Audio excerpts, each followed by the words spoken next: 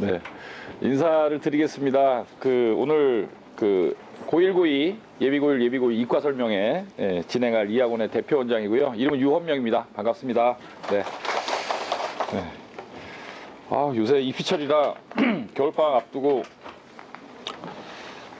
너무 할 일이 많아갖고 몸이 좀 탈이 났어요. 그래서 설명회를 어떻게 하나 이 점심때부터 고민하다가 지금 나가서 사우나 하고 맨들맨들 하죠. 그리고 좋은 컨디션으로 어머님들 만나려고 올라왔습니다. 오늘 이과 설명인데 오늘 설명회의 이제 주요 논점은 입시 이야기는 지난번 11호 설명회 때 좀 많이 해서 이제 아주 간략하게 입시의 구조가 어떻게 되어 있다라는 설명을 드리고 자연계 입시의 특징이 뭐다 이런 설명을 또 드리고 그 다음에 이제 겨울방학이니까 겨울방학부터 고1은 약 2년, 중3은 약 3년 정도의 입시 여정이 기다리고 있는데 그 기간 동안에 이제 뭘 어떻게 해야 될 것인가 이런 것들을 로드맵 중심으로 좀 빠르게 설명을 하도록 하겠습니다. 보통 2시간 정도 걸리더라고요. 그래서 지금 2시간이라고 그러니까 뭘 설명을 2시간이나 해 이런 표정들도 있으신데 시간은 금방 가니까요. 휴대폰 전원은 켜놓으시는데 이제 소리는 좀 죽여주시고 집중해서 애들도 공부 열심히 해야 되니까 엄마들도 공부 열심히 한다고 생각하시고 집중해서 잘 들어주시기 바랍니다. 저희 학원은 조금 제가 이제 학원을 처음 디자인할 때부터 저만이 갖고 있는 어떤 생각들이 많이 투영되어 있는 그런 학원입니다. 그래서 다른 학원에 없는 그런 프로그램도 굉장히 많고요. 다른 학원에서 안 하는 것도 굉장히 많이 하는데 그런 프로그램을 진행하는 이유는 당연히 우리 아이들이 어떻게 하면 좀 더 효율적으로 공부를 해서 원하는 대학에 갈 수 있을까 이런 것들을 고민하는 거죠. 아까 오후에 전화를 한 통 받았는데 신림중학교 3학년 어머님이시라는데 이런 얘기를 하시더라고요. 그 학원은 뭐 공부 잘하는 애들만 가고 뭐 때리기도 하고 그런다는데 맞나요? 우리 아이는 공부를 못하는데 맞는 건 태생적으로 싫어하고 그래서 사실과 다르다라고 이제 말씀을 드렸고 저는 예전에는 뭐 그런 일이 있었지만은 최근에는 체벌이라는 건 이제 저희 학원에 이제 거의 존재하지 않고요. 그 다음에 저희 학원은 공부 잘하는 아이들만 받는 학원은 절대로 아니고요. 제가 학생을 받을 때 가장 중요하게 생각하는 건 태도입니다. 태도. 태도. 지금 예비고1 아이들도 별무반 신청을 받았는데 애들이 또 와서 물어봐요. 중3 아이들이. 이제 별무반이라는 건 8층에 있는 저희 학원 독서실 자습 프로그램의 이름인데 선생님 이거 저는 성적 때문에 잘리는 거 아니에요? 10명만 딱 뽑거든요. 자리가 이제 없으니까. 총 120석 정도의 좌석이 있는데 위에 학년 아이들이 다 들어가 있고 한 10석 정도만 비어있는 상태라 10명만 뽑는데 성적을 갖고 뽑으면 저는 못 들어가는데 신청을 할까요 말까요 이렇게 물어보는데 별무반을 선발할 때도 다른 건 이제 하나도 안 보고요. 오로지 태도만 봅니다. 태도라는 게 뭐냐 하면 첫 번째는 이제 긍정적이어야 하고요. 긍정적이어야 한다는 건 무슨 뜻이냐면 이게 학원을 하다 보면 가장 힘든 게 아이들이 지금 이제 저희 학원 다니는 아이들은 뭐 제 말을 다 믿죠. 이제 많은 이야기를 나눴으니까 제 말을 다 믿는데 이 학원을 하다 보면 학생들이 선생님이 하는 말을 잘 안 믿어줘요. 왜 이렇게 우리나라에 불신이 많아? 불신이 밑에 깔려 있는지 모르겠는데 그래서 학생들한테 저는 수업도 아이한테 필요 없는 수업은 들으라는 얘기는 절대로 안 하고요. 그 다음에 꼭 필요한 것만 이렇게 하라고 하는데 아이들이 좀 선생님이 하는 말들을 좀 받아들이려고 하는 그런 자세. 그 다음에 이제 본인의 인생에 대해서 이제 책임감이죠. 여기서 이제 본인의 인생이라는 건 무슨 뜻이냐면 아이들이 16살, 17살 먹었으면 어느 학생들도 본인이 어리다고 생각하지 않죠. 그죠? 다 컸다고 생각하는데 자기 인생을 설계하고 자기 인생을 준비하는 과정에 너무도 이렇게 무책임한 그런 모습을 보이면 그거는 이제 안 되겠죠. 그래서 그런 면에서 이제 책임감을 갖고 있는 태도 이런 것들을 중요하게 생각하고요. 그 다음에 이게 입시 학원을 하다 보니까 여기는 뭐 딱 고1, 2, 3만 하는 학원이니까 입시학원은 그 결과가 아주 이제 간명합니다. 이제 마지막에 가면 붙거나 떨어지거나 딱 두 가지밖에 없죠. 예, 여기서 붙는다라는 거는 아무 대학이나 붙는 게 아니라 이제 본인이 가고 싶었던 대학 내지는 본인이 갈 수 있는 대학보다 좀 더 좋은 대학 이런 대학에 이제 붙는 아이들이 있고 결과가 잘 안 나와서 이제 떨어지는 아이들이 있는데 지금 이제 그 이번 주부터 이제 본격적인 발표가 나거든요. 이번 주에 이제 그 최초합 발표가 나고 이미 뭐 발표가 난 학교도 있지만 최초합 발표가 나고 그 다음에 이제 다음 주에 뭐 추가 합격 발표가 쭉쭉쭉쭉 나면서 이제 수시 발표 일정이 진행되게 돼 있는데 이 발표 시즌에 이제 제일 기분 좋은 전화가 뭐냐면 어떤 전화겠어요? 어머님들이 이제 전화하셔갖고 감사합니다라는 뭐 정말 이게 그 빈말로 감사합니다라는 말은 아닐 것 같아요. 이거는 그 무게가 빈말이 아니잖아요. 3년 동안 아이를 가르쳐서 그 가고 싶어하는 대학에 합격했을 때에 어머니 입에서 나오는 감사합니다라는 말은 절대 빈말이 아니죠. 묵직한 말이죠. 묵직한 마음이 담겨있는 그런 말일 겁니다. 그래서 그런 말을 듣는 게 가장 기분 좋은 일이죠. 당연히 가장 기분 좋은 일이고요. 뭐 그 선생님들 고맙다고 막 무슨 과일도 보내고 이런 매년 그런 뭐 아버님들 지구 오셔갖고 고맙다고 이런 것도 연출이 되고 매년 그런 걸 겪는데 잘 안 되면 네 정말 힘들어지죠. 일단 마음이 쓰리고 그죠? 마음이 쓰리고 그다음에 부모님들한테 다음 스텝을 말을 해야 되는데 다음 스텝이라는 거는 뭐 정시 지원을 수시 다 떨어졌을 때 정시 지원 어떻게 하자라든가 아니면 재수를 시키자라든가 어디를 가라라든가 아니면 아이들이 와서 선생님 재수학원 어디 가요? 막 이런 말을 들을 때 정말 속이 쓰립니다. 그래서 그 10명이 붙어도 한두 명이 떨어지면 마음이 아픈 게 이 선생이란 직업 자체가 붙은 10명보다는 떨어진 한두 명이 훨씬 더 마음을 쓰라리게 하는 그런 거니까요. 그래서 최고의 목표는 안 떨어뜨리는 겁니다. 그죠? 반드시 붙여내야 되고요. 그래서 저희는 그 중상고1 어머님들이 대부분이니까 그 만약 첫 아이가 저희 학원을 다니고 있다면 그동안 이제 보내셨던 학원들하고는 약간 다른 거죠. 그런 의미에서. 왜냐하면 원서를 저희가 쓰고 그렇죠. 제가 설명회 때마다 드리는 말씀이지만은 원서는 고3 때 쓰는 게 아니다라는 말을 제가 자주 하죠. 원서는 지금부터 쓰는 거다. 지금부터. 지금 뭐 어저께도 제가 그 중3 아이들 몇 명 만났는데 네가 이런 전형 가능하다, 이런 전형 가능하다, 이런 전형 가능하다를 벌써 제가 막 말을 해주고 있거든요, 애들한테 한 명 한 명. 그래서 뭐 아직까지는 아이들이 중3 고1이면 여러 가지 가능성이 살아있기 때문에 그 뭐 이런 전형은 안 된다라는 말은 잘 안 하지만 어쨌든 그 전형을 머릿속에 그려가면서 고1 때부터 이제 원서를 쓰는 거고요. 그래서 그 고3 때 마지막에 이제 그 6장의 원서를 직접 선택을 해주죠. 물론 부모님이랑 상의를 합니다만은 직접 선택을 해주고 그 대학에서 보는 대학별 고사까지 준비를 시켜서 합격시키는 일을 합격시키는 일을 하는 학원이니까 여태까지 보내셨던 학원은 그냥 영어를 가르치고 수학을 가르치고 이런 거잖아요. 수학을 어디까지 끝내줄 거냐, 우리 애는 과학을 못하는데 과학학원 어디 보낼 거냐, 뭐 이런 고민이셨다면 저희 학원은 그 이 무게중심이 그쪽 과목의 성적을 그 개별적으로 올리는 쪽에 있다라기보다는 전체적으로 이 아이가 원서를 어떻게 써서 어떤 전형에 지원할 거냐를 고민하는 그런 형태의 학원이니까 마지막이죠. 그렇죠? 학원에도 이제 여러 가지가 있지만 재학생들이 다닐 수 있는 이제 가장 마지막 학원이 저희 학원이 이제 그 위치하고 있는 위상입니다. 그래서 그 다른 학원이랑 조금 다르다라는 말씀을 드린 거고 태도 얘기를 하다가 이 얘기로 넘어왔는데 이게 무슨 뜻이냐면 그래서 아무리 선생님들이 열심히 가르치고 좋은 이런 컨설턴트의 상담을 받고 비교과 관리도 받고 하더라도 학생이 공부를 안 하면 그건 방법이 없죠.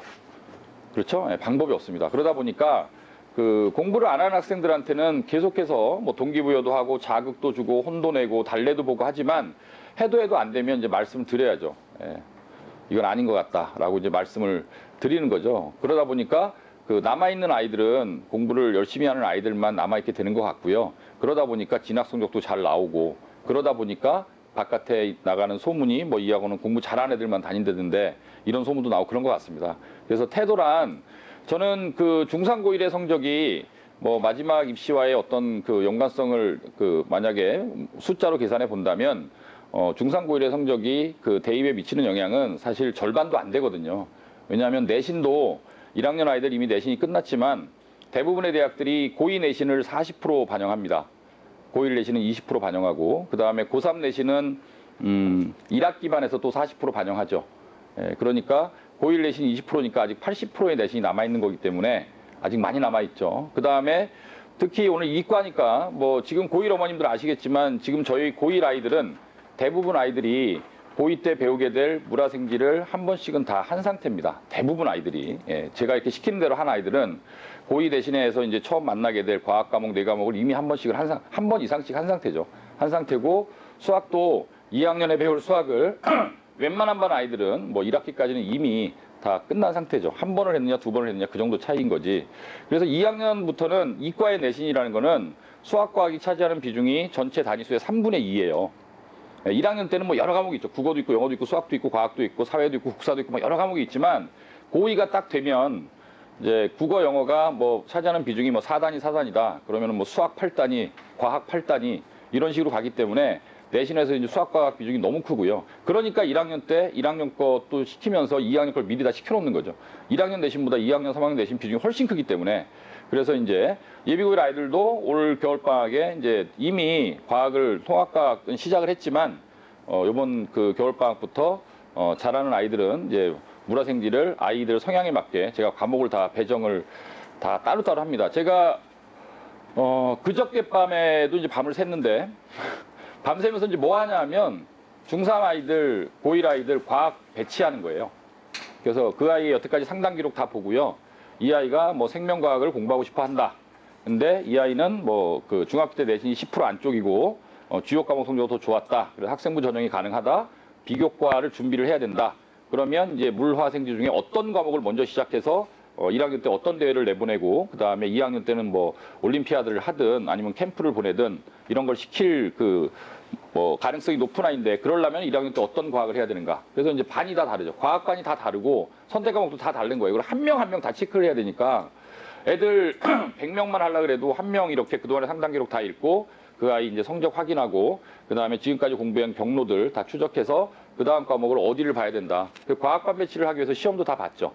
예, 중3 아이들 과학 시험도 다 봤고요. 고1 아이들은 이제 모의고사가 있고 1학년 때 배워온 이제 내신이 있고 그다음에 그 전에 들었던 과학 강좌가 있기 때문에 그걸 참고로 해서 반 배치를 하는 거고 중3 아이들은 이제 하나하나 다 따지면서 어떤 아이는 뭐 한 과목만, 어떤 아이는 두 과목, 어떤 아이는 세 과목 이런 식으로 역량만큼 선생님 스타일에 따라서 예, 저희 이제 물리 선생님들이 이제 두 분이 계신데 이제 성향이 좀 다르세요. 그래서 그 좀 최상위권 아이들만 좋아하는 매니아층이 좋아하는 그런 스타일의 선생님도 계시고 어떤 선생님은 좀 애들을 잘 보듬는 그런 그 스타일의 선생님이 계시고 그래서 학생이랑 쭉 상담해 오면서 제가 파악하고 있는 아이의 성향도 고려하고 그렇죠. 비교과도 고려하고 성적도 여러 가지를 고려해야 되죠. 그래서 이제 머릿속으로 짜는 거죠. 겨울방학 때는 어떤 과학 시키자. 그 다음에 3월부터는 과학을 어떻게 시키자. 뭐 이런 식으로. 수학도 이번 진도는 어딜 나가자. 그 다음 진도는 어딜 나가자. 뭐 언제쯤 고등학교 전과정을 마치자. 대학별고사 준비는 언제부터 시작시키자. 뭐 이런 식으로 학생 하나하나마다 로드맵을 다 구상을 하는 겁니다. 그래서 강좌가 다 만들어지죠. 그래서 그 시간표를 저희 학원 처음 오시는 어머님들은 시간표를 보여달라 이런 얘기를 하시는데 사실 시간표를 보여주기 굉장히 어려운 거죠. 왜냐하면 애마다 시간표가 다 달라요.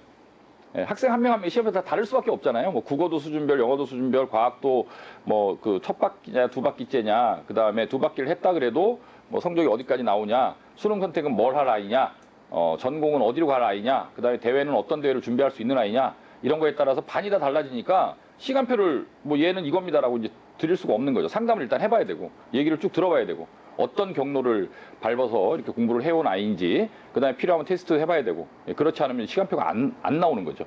네, 그런 좀 특성이 있다. 그 저희 학원의 특성 그래서 태도란 말씀 드렸고요. 예비고일 아이들 기준으로 작년에도 뭐 비슷한 일이 생겼지만 올해도 지금 6주차인가요? 예, 6주차가 그 7주 과정 중에 6주차가 진행되고 있는데 올해도 딱 10%의 아이들이 그만뒀습니다. 10%의 아이들이 중간에 나머지 아이들은 잘 견디고 뭐 지금까지 왔으면 이제 끝까지 갈 것 같습니다. 올해 그 예비고일 아이들이 열심히 하고 있고요. 고1 아이들도 뭐 가타부타 이런 뭐 특별한 아이들의 어떤 동요나 이런 거 없이 안정된 상태로 겨울방학을 맞이할 것 같습니다. 지금 뭐 아이들 시험도 괜찮게 본 것 같고 그래서 고1 아이들은 제가 강좌 배치가 나가면 뭐 고1 어머님들을 뭐 제가 평상시에 좀 이렇게 소통 관계가 돼 있던 어머님들은 전화로 간단하게 말씀드리고 좀 상담이 필요한 어머님들은 뭐 12월 마지막 주, 1월 첫째 주 이렇게 해서 상담을 그 진행할 그 계획으로 있습니다, 현재. 자, 입시 이야기를 간단하게 좀 하겠습니다. 이 조감도라고 제가 표현을 했는데 이게 전형의 이름들이죠. 제가 아까 말씀드렸지만 원서는 언제부터 쓰는 거라고요? 지금부터 쓰는 거다라고 말씀드렸죠. 그래서 우리 아이가 어떤 전형으로 늘 거냐, 이런 고민을 해야 되는데 감이 잘 안 오실 겁니다, 아마. 그래서 제가 이제 아주 간략하게 말씀드리면, 고1 아이들은 이제 내신을 봐야 돼요. 현 고1. 일반고 기준으로 말씀드릴게요. 저희 학원에 뭐 워낙 다양한 형태의 학교 아이들이 다니니까 뭐 각각 아이들마다 특성은 다 다르겠지만 일단 일반고 기준으로 말씀드리면 현 고1이 내신 이제 1학년 1학기, 1학년 2학기 이제 내신을 했습니다. 내신을 끝났는데 1점대다. 예, 모든 전형이 다 살아있는 겁니다. 예, 모든 전형이 다 살아있고요. 1.1이면 어딜 가고 1.2면 어디 가고 이런 건 아니에요. 이런 건 없고요. 그 내신이라는 건 서울대 하나 빼고는, 서울대도 이제 지역균형 하나 빼고는 일단 1점대면 서울대든 연대든 고대든 다 지원할 수 있다고 생각하시면 됩니다. 현재까지는. 네. 그러니까 이게 무슨 뜻이냐면 예전에는 지금 여기 학생부 교과전형이라고 써 있죠. 상위권 이 학생부 교과전형이라는 거는 1단계에서 내신 컷으로 잘라내는 거예요, 애들을. 근데 이제 상위권 대학들은 이런 학생부 교과전형이라는 게 거의 없습니다. 거의 없고 이제 그 내신이라는 거를 여러 가지를 고려할 건데 그 중에 하나의 이제 고려 요소로 보는 거죠. 예, 종합전형으로 대부분 학생들이 뽑기 때문에 1점대다 그러면은 아직 지역균형은 왜 제외하는 거죠? 그런 이제 전교 1등한테 추천권을 주는 전형이기 때문에 전교 1등만 추천권을 받는 거죠. 지역균형을 받았다고 꼭 이렇게 좋은 건 아니에요, 절대. 근데 지역균형을 부럽죠. 누가 받는다 그러면 부러운데 이제 꼭 좋은 건 아니다라는 게 무슨 뜻이냐면 지역균형을 받으면 전교 1등이라는 얘기잖아요. 우리 애가 뭐 잘하죠. 근데 전교 1등이 이과 1등이 전국에 약 1,500명 정도가 오는 거거든요. 예, 1,500명의 1등이 와서 걔네들끼리 경쟁을 하는 건데 문과 1등, 이과 1등 합치면 이제 3,000명이고요.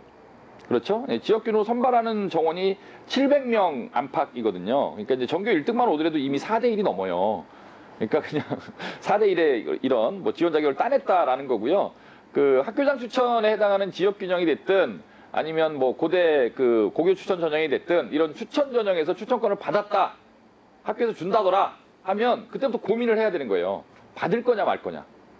예, 왜 그러냐면 지역균형을 받았다고 덥석 그것만 꼭 가는 게 유리한 게 아니라 지역균형보다 일반 전형이 더 유리할 수도 있거든요. 그러니까 그 아이의 여태까지 포트폴리오를 보고 판단을 해야 돼. 그런 판단이 굉장히 어렵죠. 어려운데 어쨌든 판단을 해야 되고요. 그다음에 이제 고대도 물론 원서를 뭐 한 장만 낼 수 있는 게 아니라 뭐 예를 들면 추천 전형으로도 한 장 내고 특기자로도 한 장 내고 논술로도 한 장 내고 뭐 최대 3장까지도 낼 수 있는데 6장의 카드가 있잖아요. 이 6장의 카드를 하나를 쓰면 날아가는 거잖아요, 기회가. 그러니까 이 6장의 카드 중에서 이걸 쓸 거냐 말 거냐를 또 고민해야 되는 거죠. 예, 그래서 추천을 받는다고 무조건 좋은 건 아니고 자, 현 고1이 어쨌든 1점대에 있으면 2학기를 해서 그러면 이제 모든 대학의 가능성이 다 살아있다. 예, 이렇게 보시면 되고요. 서울대 일반전형, 지역균형을 제외하고 이제 가장 상위권 아이들을 선발하는 서울대 일반전형도 저희 학원에 이제 그런 아이들이 있어요. 뭐, 요 근처에 있는 남고인데 뭐 1.1, 1.2, 1.3, 1.4 다 떨어지고 뭐 1.7이 서울대 붙고 이런 경우도 뭐 심심찮게 나옵니다. 예, 그러니까 이런 1점 초반 아이들이 떨어지고 1점대 중후반 아이들이 붙을 수도 있다는 건 무슨 뜻이냐면 대학이 내신을 바라보는 마음이 뭐겠냐라는 거예요. 제가 말씀드리잖아요. 대학이 내신을 바라보는 거는 이 아이가 1등일까 2등일까 이런 게 아닌 거죠. 그러니까 1점대 내신을 갖고 있으면 일단 그 아이는 어떤 아이예요? 성실한 아이입니다. 맞죠? 그리고 잘하는 아이죠. 그죠? 엄마가 훌륭하신 어머님이죠. 이런 여러 가지 이런 판단을 할 수 있는 거예요. 1점대 내신을 갖고 있으면 이런 아이구나라는 판단을 하는 거죠. 그래서 그 1점대 내신을 보고 학교별로 예를 들면 이 근처에도 여러 학교가 있는데 뭐 남학교로 얘기하면 뭐 난강고도 있고 성보고도 있고 성남고도 있고 경문고도 있잖아요. 그럼 이제 각 학교에 뭐 1.2도 있고 1.3도 있고 1.4도 있고 1.5도 있을 텐데 A 학교의 1.2가 B 학교의 1.5보다 잘하냐? 라고 판단해봐도 판단을 할 수가 없는 거죠. 당연하죠. 그죠? 학교가 다르니까. 시험 본 집단도 다르고. 그러다 보니 내신이 괜찮다 그러면 일단 얘는 한번 만나볼 필요가 있구나. 성실한 아이구나. 여기까지 판단하는 거예요. 여기까지. 그 다음에 좀 더 안으로 들여다보면 이 아이가 이제 내신이 1점대 내신이 나오긴 나왔는데 얘가 이과인데 수학과학은 다 2등급이고 국어, 영어, 사회국사가 1등급이라서 1점대인지 그렇죠? 수학과학은 이제 계속 1을 찍고 있는데 나머지 과목에서 좀 이렇게 하나씩 2등급을 맞았고 1점대인지 이런 것도 중요한 거죠. 이해가시죠? 그래서 이제 일단 1점대면 이제 다 가능을 하다, 여태까지. 그리고 아까 말씀드렸던 것처럼 80%의 내신이 살아있기 때문에 아직도 가능한 거다. 2점대다. 2점대면 일단 정말 냉정하게 좀 따져봐야 되는데, 이 아이가 이제 선행 정도를 봐야죠. 선행 정도나 아니면 이제 모의고사 지표를 봐야죠. 모의고사 지표를 봐서 이 아이가 그 1학년 때는 2점대를 맞고 있지만 2학년 때부터 내신 과목 중에 수학과학이 차지하는 비중이 확 높아지는데, 수학과학이 잘 돼 있어서 1학년 내신은 비록 별로 안 좋지만 수학과학이 잘 돼 있어서 2학년 이후로 그 내신의 어떤 도약이 예상되어지는 아이면 아직도 1점대로 올라갈 가능성이 살아있는 거죠. 그렇겠죠? 예, 그런 거고, 모의고사 지표를 봤을 때 이 아이가 뭐 이미 국어, 영어, 수학, 과학이 다 거의 1등급을 맞고 있다. 그러면 이 아이는 내신이 설령 오른다고 하더라도 모의고사 지표가 워낙 좋으니까, 무슨 뜻이냐 하면 이 학생부로 원서를 넣을 수 있는 대학보다 이 모의고사로 정시로 갈 수 있는 대학이 더 위에 있으면 이 아이는 이제 학생부 전형이 점점 의미를 잃어간다라고 생각할 수도 있는 거예요. 이런 애들은 굉장히 많아요. 그러니까 뭐 저희 학교도 굉장히 많습니다. 2점대 내신, 3점대 내신을 갖고 있는데 국영 수합이 4 이내다. 국어 뭐 2등급, 영어 1등급, 수학 1등급 이러면 4 이내잖아요. 그러니까 내신이 2점대, 3점대의 지표를 갖고 있지만 모의고사가 이미 그 국어, 영어가 벌써 이제 1, 2까지 갔다는 얘기는 무슨 뜻이냐면 잘 안 떨어집니다. 예, 수학, 과학은 굉장히 플럭쉐이트한데 왔다 갔다 하는데요. 국어, 영어는 한번 올라가야 어려서 그렇지 한번 올라가면 잘 안 떨어져요. 웬만하면 끝까지 갑니다. 웬만하면. 특별한 문제가 없는 한. 특별한 문제라는 건 뭐냐 하면은 영어 절대평가인데 내가 1등급 받았으니까 영어 공부 안 해. 6개월 정도 놀면 떨어지죠, 당연히. 예, 떨어지죠. 왜냐면 계속 까먹으니까. 근데 그런 거 말고 지금 하고 있는 공부 패턴대로 현재 그 아이가 유지하고 있는 학습 양대로 꾸준히 공부를 해준다 그랬을 때는 국어, 영어 등급이 잘 안 떨어지거든요. 예, 그렇다라고 봤을 때 뭐 2점대의 아이인데 모의고사 너무 좋다 그러면 얘는 학생부 전형은 가능성이 멀어지는데, 이 학생부 전형의 가능성이 멀어지는 건 좋은 일인가요, 나쁜 일인가요? 2점대 아이가 모의고사가 좋아서 학생부로 늘 가능성이 없다. 좋은 일이에요, 나쁜 일이에요? 판단이 잘 안 되세요? 굉장히 좋은 일이죠. 예. 왜냐하면 이런 아이가 성공 확률이 더 높을 수 있어요. 왜냐하면 얘는 쓸데없는 시간 안 뺏겨도 됩니다. 그러니까 1점대 내신을 유지하고 있다, 아니면 2점대인데 얘가 그 학생부 전형으로 원서를 들 가능성이 굉장히 높다. 그러면 고2 때도 계속 뭘 해야 돼요? 학교에서 시키는 활동을 해야 되죠. 수행평가도 열심히 해야 되고, 세특에 들어갈 것도 담임선생님한테 열심히 갖다 드려야 되고, 동아리 활동도 열심히 해야 되고 막 그런 거예요. 근데 이미 모의고사 지표를 보니 학생부로 원서를 넣을 수 있는 대학보다 정시로 원서를 넣을 수 있는 대학이 더 위에 있다. 그러면은 이게 잘 안 떨어진다라고 보고 수학과 관리가 잘 된다고 보면, 마지막에 혹시 수시를 쓰게 된다면 이제 상위권 대학을 수리 논술, 과학 논술 같은 전형으로만 쓰고 학생부 전형을 쓰지 않겠다. 뭐라고 한다면 이 아이한테 이제 남는 게 시간인 거예요. 얼마나 좋습니까? 뭐 학교에서 시키는 거 아니어도 되는데. 그렇죠? 예. 그러니까 학교에서 저는 이제 그런 얘기를 많이 하는데, 학교에서 이렇게 하는 말 중에 이런 말들이 있거든요. 학교에서 시키는 자율학습을 안 하면, 아니면 학교에서 이제 하라 그러는 방과후 학교를 안 하면 학생부에 써줄 게 없다. 예. 그래서 뭐 나중에 학생부 전형 갈 때 불리하다. 뭐 이런 얘기를 많이 하거든요. 학교에서 실제로. 근데 사실은 그렇지 않아요. 사실은 그렇지 않고요. 일단 결론부터 말씀드리면, 대학은 A라는 아이하고 B라는 아이가 있는데, 이 중에 어떤 아이를, 둘 중에 한 명을 뽑아야 된다면 어떤 아이를 뽑냐 하면 더 똑똑한 애를 뽑아요. 맞죠? 그렇죠? 어머니 만약에 대학에 학생들 뽑는다고 생각하시면 더 똑똑한 애를 뽑는 거예요. 근데 얘를 A라는 아이가 B라는 애보다 덜 똑똑한데, 뭐 똑똑하다는 건 여러 가지 그 시험이나 이런 걸로 테스트를 하겠지만은, A라는 아이가 B라는 아이보다 덜 똑똑한데 얘는 자율학습을 했고 얘는 자율학습을 안 했다. 그래서 A를 뽑고 B를 안 뽑을까요? 한번 생각해보세요, 상식적으로. 그런 일은 생기지 않아요, 절대. 특히 이과는 더 심합니다. 이과는 마지막에 무슨 일이 있다고 하더라도 전공 관련 그런 면접이나 아니면 수학과학 관련 구술이나 아니면 논술이나 이런 걸 보고 뽑기 때문에 똑똑한 아이를 걸러낼 수 있는 장치가 마지막에 있거든요. 그러니까 무슨 방과학교를 몇 개 했다 갖고 뭐 1단계를 통과하고 이런 건 절대로 아니에요. 그냥 그건 이제 왜 그런 말씀을 하시냐면, 학교 입장도 이해가 가는 게, 많은 아이들을 통제해야 되는 상황에서 잘하는 애들이 자꾸 빠져나가면 애들을 이제 컨트롤할 수가 없죠. 그러니까 이제 애들을 잡으려고 그런 학교들이 몇 학교들이 있죠. 예, 그런 걸 강제하는 학교들이 있는데, 대학은 그렇게 이제 바보 같지 않아요. 예, 정확하게 똑똑한 아이를 뽑아갑니다. 그러니까 그 우리 아이가 좋은 대학을 가기 위해서 만들어야 되는 거는요. 그 방과학교를 뭐 열심히 했고 자율학습을 뭐 3년 내내 해갖고 무슨 뭐 자기주도 학습상을 받고 이런 게 아니고요. 예, 천하에 쓸데없는 상이 자기주도 학습상 교과우수상이거든요. 예, 교과우수상 없는 애들은 없어요. 다 있죠. 뭐 교과우수상 몇 개라고. 교과우수상은 뭐냐면 성적 좋으면 받는 상이에요. 근데 성적 안 좋은 아이들은 없어요. 다 좋아요. 일단 우리가 지원하려는 대학에 오는 아이들은. 그래서 그런 것들이 이제 의미 있는 게 아니라 이 아이가 정말로 똑똑하냐 이과적으로 이제 그걸 만드는 게 중요하다라는 그런 말씀이고, 만약에 학생부 전형 가능성이 사라진다라면 꼭 실망할 게 아니다라는 거예요. 예. 저희 학원의 그 연대 논술 전형으로 이제 연대 공대 합격한 아이 중에 이제 학교 아이가 있습니다. 아이가 있는데 이 아이가 그 올해도 이제 똑같은 상황이 생겼는데 제가 그 아이 중3 좀 쓰지 말라고 이렇게 얘기를 했는데 엄마가 이제 제 말 안 들어주고 썼는데, 제가 이제 가끔 예로 드는 아이인데 걔는 고1 때 1학기 딱 끝나고 제가 애를 딱 만나서 얘기했어요. 야, 너는 학교 활동 하지 마. 내신도 준비하지 마. 왜 그렇게 얘기했냐면 아주 잘해요, 애가. 이과적으로 아주 뛰어나고. 근데 국어 영어도 잘해요, 이과 애가. 그런데 이 아이가 이제 딱 들어가서 처음에 내신 이제 3점대를 맞았거든요. 예, 낮은 내신이 아니고요. 토탈해 갖고는 이 아이가 2점대 중반의 내신을 받았습니다. 3학년 때까지. 근데 이 2점대 중반이면 잘하는 거예요. 그 자사고하고 일반고가 약간 내신 패턴이 다른 게, 그 저희 학원에 이제 지금 뭐 이런저런 이유로 좀 이상한 고등학교에 아이들이 오는데, 뭐 예를 들면 아이가 이제 왔어요. 그래서 걔 지표를 딱 보면 2.5예요, 내신이. 2.5인데 반에서 1등이에요. 2.5면은 우리 지역에서는 반에서 1등 못 하잖아요. 1점대가 아니면 못 하죠. 예, 전교도 이제 그 한 10위권 안에 넉넉하게 들어가 있습니다. 예.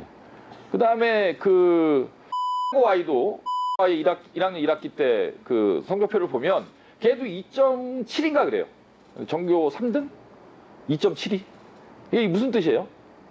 잘하는 아이들이 많이 모여 있으면 지들끼리 치고받고 하니까 지가 잘하는 거 하면 1등급 받겠죠. 근데 조금만 떨어지면 뭐예요? 5등급, 6등급을 받는 거예요. 그러니까 이게 토탈 해보면은 그 학교의 아이들의 이제 전체적인 평균 등급이 이제 하락하는 거죠. 치고받고 하니까. 이해가 가시죠? 잘하는 애들만 모여 있으니까. 특히 이제 위쪽에 가면 그런 현상이 굉장히 심한데, 예, 그런 현상이 심한데, 어쨌든 제가 아까 말씀드린 그 경북고등학교 아이는 아무리 못 가도 이제 뭘로 가든, 정시로 가든 뭘로 가든 그 서울대 연구대는 가라이예요. 서울대 연구대는 가라인데, 이미 내신이 1학년 때 딱 들어가 보니까 이미 내신이 서울대 연구대를 학생부 전형으로 내기에는 틀린 거죠. 예, 사실은 경문고고 쓰는 순간 틀린 거예요, 걔는. 그리고 피곤하게 이제 경쟁할 필요가 없는 거고.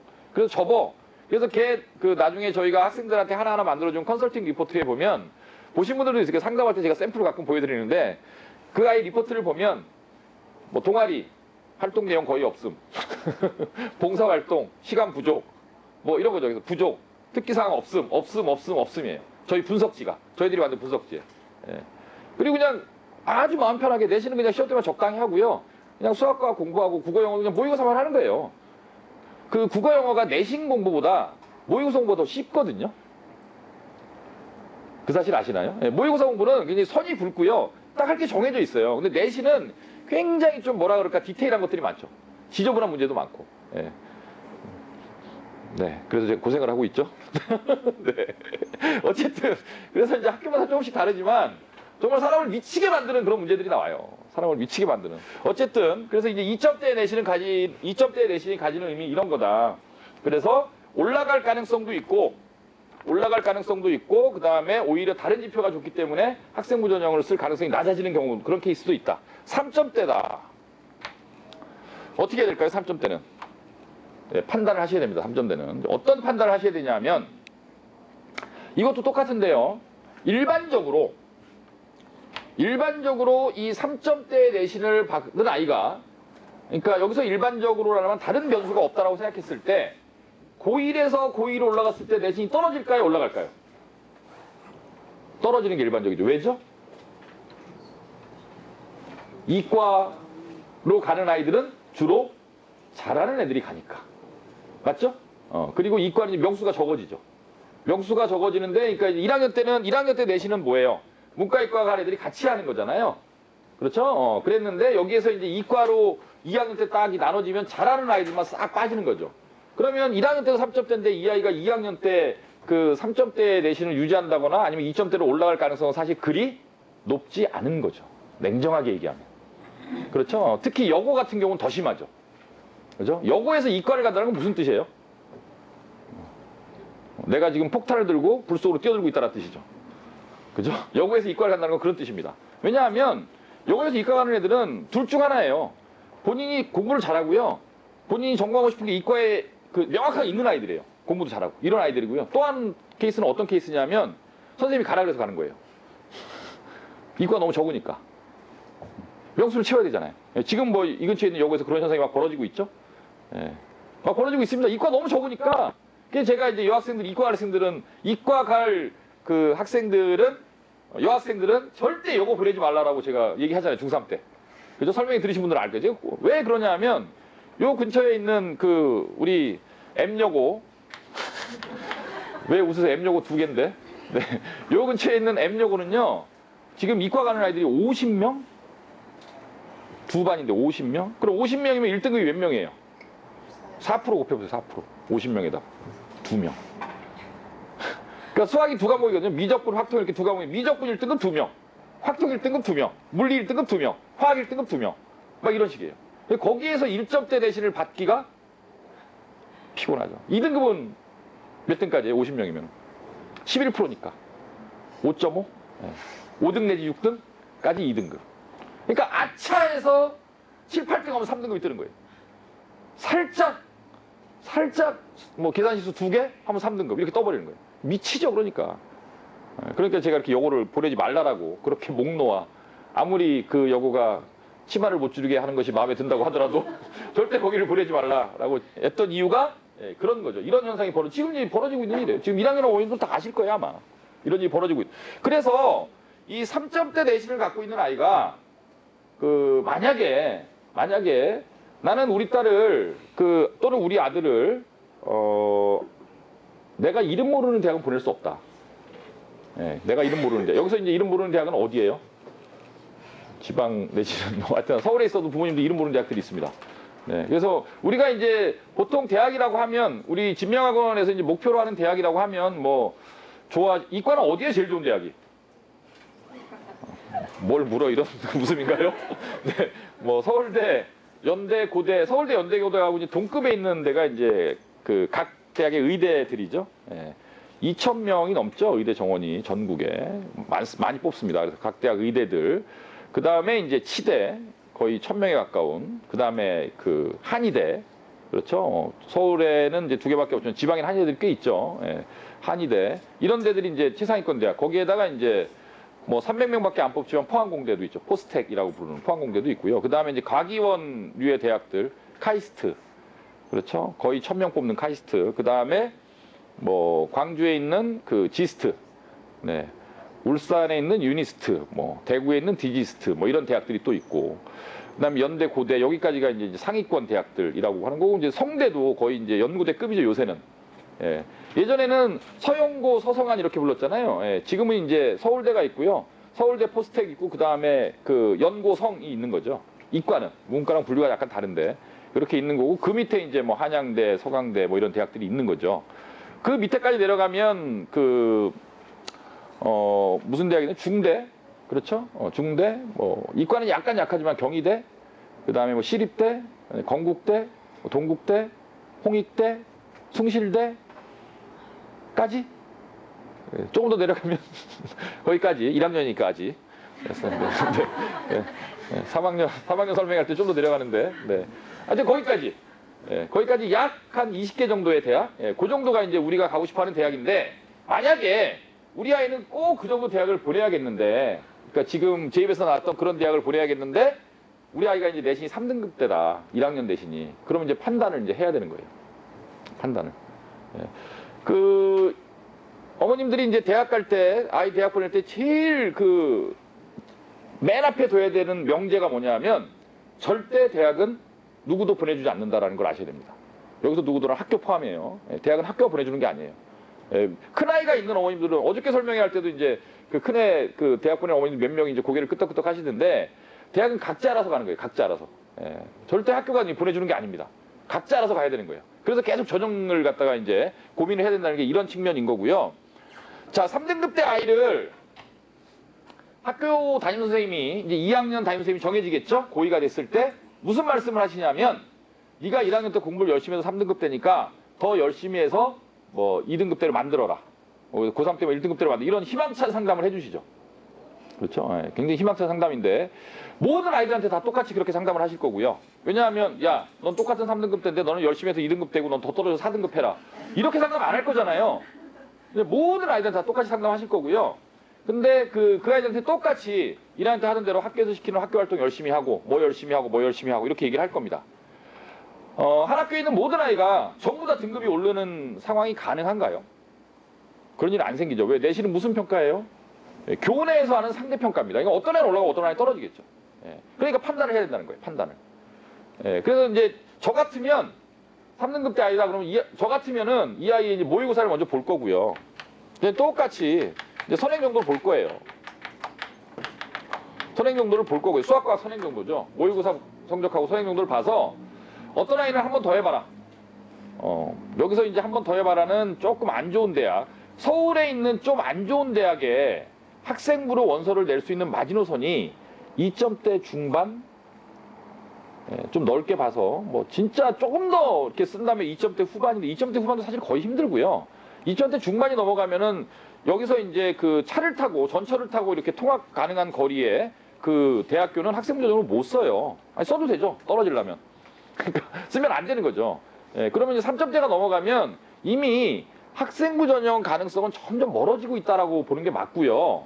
선행 정도나 아니면 모의고사 분포로 봤을 때 이 아이가 뭐 그 모든 과목을 다 준비할 수 없다거나 아니면 이제 수학 과학이 선행이 너무 안 돼 있다거나 그러면은 저 같으면 접어 그럴 겁니다. 학교 활동 접어. 그리고 국어 영어는 잠깐 놔두자. 조금만 하자. 숨만 쉬게 해놓고 수학 과학에 올빵하자. 지금부터 미친 듯이. 그래서 뭐 겨울방학 때 학교 일정 다 빼. 아침부터 와. 그래서 하루에 수학 100문제 풀어. 과학 50문제 풀고. 그리고 시간 남으면 영어 공부해. 저 같으면 그렇게 시킬 것 같습니다. 왜 그러냐면 보내야 되잖아요, 일단. 근데 이게 대학들이 국어도 잘하고 영어도 잘하고 수학도 잘하고 과학도 다 잘하면 참 좋을 텐데 그 전 과목을 다 잘하는 아이를 뽑을 수 있는 대학은 위에 있는 몇 대학이에요. 대학이 이제 조금 이제 중상위권, 중위권 이렇게 내려가잖아요. 그럼 딴 거 안 봐요. 수학과만 봐요. 더 내려가잖아요. 딴 거 아무것도 안 봐요. 수학만 봐요. 왜냐하면 거기까지 내려오면 거기까지 여기서 이제 거기까지라는 게 뭐 무슨 뭐 예를 들면 뭐 아주대, 인하대 괜찮죠? 그죠? 숭실대 얘기하다가 아주대, 인하대 뭐 비슷한 대학들입니다. 급들이. 그런데 이제 거기까지 내려가면 거기에는 정말 아무것도 안 보고 수학만 갖고 100% 뽑는 전형들이 있어요. 그거 하나만 잘하면. 근데 우리 애가 지금부터 해서 할 수 있나요? 라는 의문이 생기겠죠. 네, 가능하죠. 뭐를 접으면? 내신에 대한 마음을 접으면. 학교 활동에 대한 생각을 접으면. 국어 영어가 좀 기스가 나더라도 잠깐 놔두자. 그래서 이제 그 수준까지 올려놓는 거죠, 일단. 왜냐하면 이 정도 점수대 아이들은 그런 판단을 못해요, 절대. 이 점수대 아이들이 가장 애매한 거예요. 그 학교 가면 뭐 계속 그런 얘기가 뭐 내신 뭐 너는 영어가 약하니까 이번 겨울방학 때는 뭐 영어를 보강하고 이런 얘기 하거든요. 학생부 활동 지금부터 열심히 하고 뭐 종합전형으로 나중에 쓰죠, 지방을. 근데 그런데 못 보내겠다라고 하면 이제 결단을 내려야 되는 거예요, 여기서부터는. 이 밑으로는 뭐 똑같고요. 이 밑으로는. 4등급 밑으로는 사실 제가 아까 말씀드린 그런 대학을 이렇게 산정하고 일반고라는 대상을 딱 확정을 했을 때 4등급 밑으로는요 다 똑같은 겁니다. 9등급까지. 그러니까 없는 거예요, 얘는. 의미가 없는 내신이고요. 여기까지가 이제 고민의 포인트인 거죠. 이 밑에 대학까지 말라는 얘기 갈 수 있어요, 이 밑에도. 갈 수 있는데 이제 학생부에 관한 마음을 그냥 완전히 접으면 되는 거고 요 위에는 여기까지는 이제 아까 설명드린 대로고 여기는 이제 고민의 포인트. 여기에서 이제 누군가 판단을 하고 그다음에 노선을 정해야 되는 거죠. 쉽지 않죠. 근데 거기에서 그 상담 내용이 달라지죠. 물론 2등급 때도 상담 내용이 달라집니다. 달라져요. 제 상담 내용과 다른 분이 하는 상담 내용이 달라질 수 있다라는 거예요. 근데 이제 왜 제가 이렇게 자신감 있게 얘기하냐면 저는 이런 아이들에 대한 전략을 써서 사실 많이 보내봤어요. 저희 학원 실적에 보면 이런 아이들이 많이 있습니다. 2학년 때 판단하는 거예요. 2학년 올라갈 때. 그리고 이제 2학년, 3학년 올 때 또 판단하고. 이런 건 버려. 뭐 이런 아이들도 있고. 제가 실제 사례인데 그가 이 아이의 이름은 이제 예, 제가 설명회 때 가끔 예를 들은 설명회 때 제가 한 몇십 명의 샘플을 이렇게 그냥 머릿속에 떠오른 대로 사용하는데 이 아이가 그 내신이 5점대였나? 4점대인지 5점대인지 기억이 안 나요. 어쨌든 의미가 없는 내신. 의미가 없죠? 예, 의미가 없어요. 의미가 없는 내신이고요. 이 아이 모의고사를 보면 국어, 수학, 영어, 과학. 정말 선명하죠. 이게 쉬운 거예요. 왜 쉽냐 하면 내신 접어, 국어 버려, 영어 버려, 수학과학 올인해. 선생님 저 지금부터 영어 열심히 하면 3등급까지 올릴 수 있습니다. 알아. 접어. 의미가 없어. 접어. 연대 갔습니다. 2학년 때 판단하는 2학년 때. 이런 판단이 중요한 거죠. 믿어주는 거죠, 아이가. 얘는 이제 아이보다 아버님이 많이 믿어주셨던 아이인데 어쨌든 뭐 이런 판단을 해야 된다. 그래서 이제 학생부 전형은 아이들마다 이제 쓸 수도 있고 안 쓸 수도 있다. 이런 생각을 하면 되고요. 그 다음에 이제 논술 전형인데 이게 저 특기자 전형 얘기를 안 했구나. 이제 특기자 전형은 그 특기자 전형이 이과는 사실 이렇게 많지 않아요. 뭐 좀 상위권 대학에 있는데 일단 서울대 일반 전형이 그 대학에서는 종합 전형이다라고 말을 하지만 그 이렇게 속내를 합격한 아이들의 어떤 그 학생부나 이런 뭐 수상 실적 이런 것들을 보면 사실은 특기자 전형의 요소가 굉장히 많이 들어가 있죠. 예전에 이제 서울대 일반 전형이 이름이 특기자 전형이었어요. 그게 바뀐 거거든요. 이제 종합 전형이라고 말을 하지만 이런 성격이 다른 고대, 연대 있고요. 연대는 특기자 전형이 굉장히 많습니다. 많이 뽑아요. 많이 뽑고 고대에도 있고. 밑에 대학은 조금씩 바뀌죠. 뭐 있다 없다 하는데 하여튼 서울대, 연대, 고대는 확실히 있는데 특기자 전형을 준비하는 과정은 사실 그 학생부 종합 전형을 준비하는 과정이랑 차이가 거의 안 나요. 그래서 같이 준비하면 됩니다. 같이 똑같아요, 사실. 똑같고요. 그 마지막에 원서를 넣을 때 이 아이가 이제 특기자의 원서를 넣을 수 있는 그 정도의 이제 포트폴리오가 있으면 넣어 보는 거고요. 원서가 남으면. 그 다음에 이제 안 되면 안 넣는 거고. 특기자 전형이 매력적인 건 뭐가 매력적이냐면 수능이 안 들어갑니다. 그래서 이제 내신은 이제 괜찮은데 내신은 뭐 1점대 뭐 중반이든 후반이든 갖고 있는데 그 뭐 국어나 영어 아니면은 뭐 수학 이런 모의고사가 잘 안 나오는 아이들 그런 아이들은 이제 생각해 볼 만하죠. 왜냐면 안 들어가니까 수능 0%예요. 수능 0% 전형입니다. 그래서 그 특기자 전형도 없는 전형이라고 절대 생각하지 말고요. 저희 학원에서 특기자 전형으로 매년 갑니다.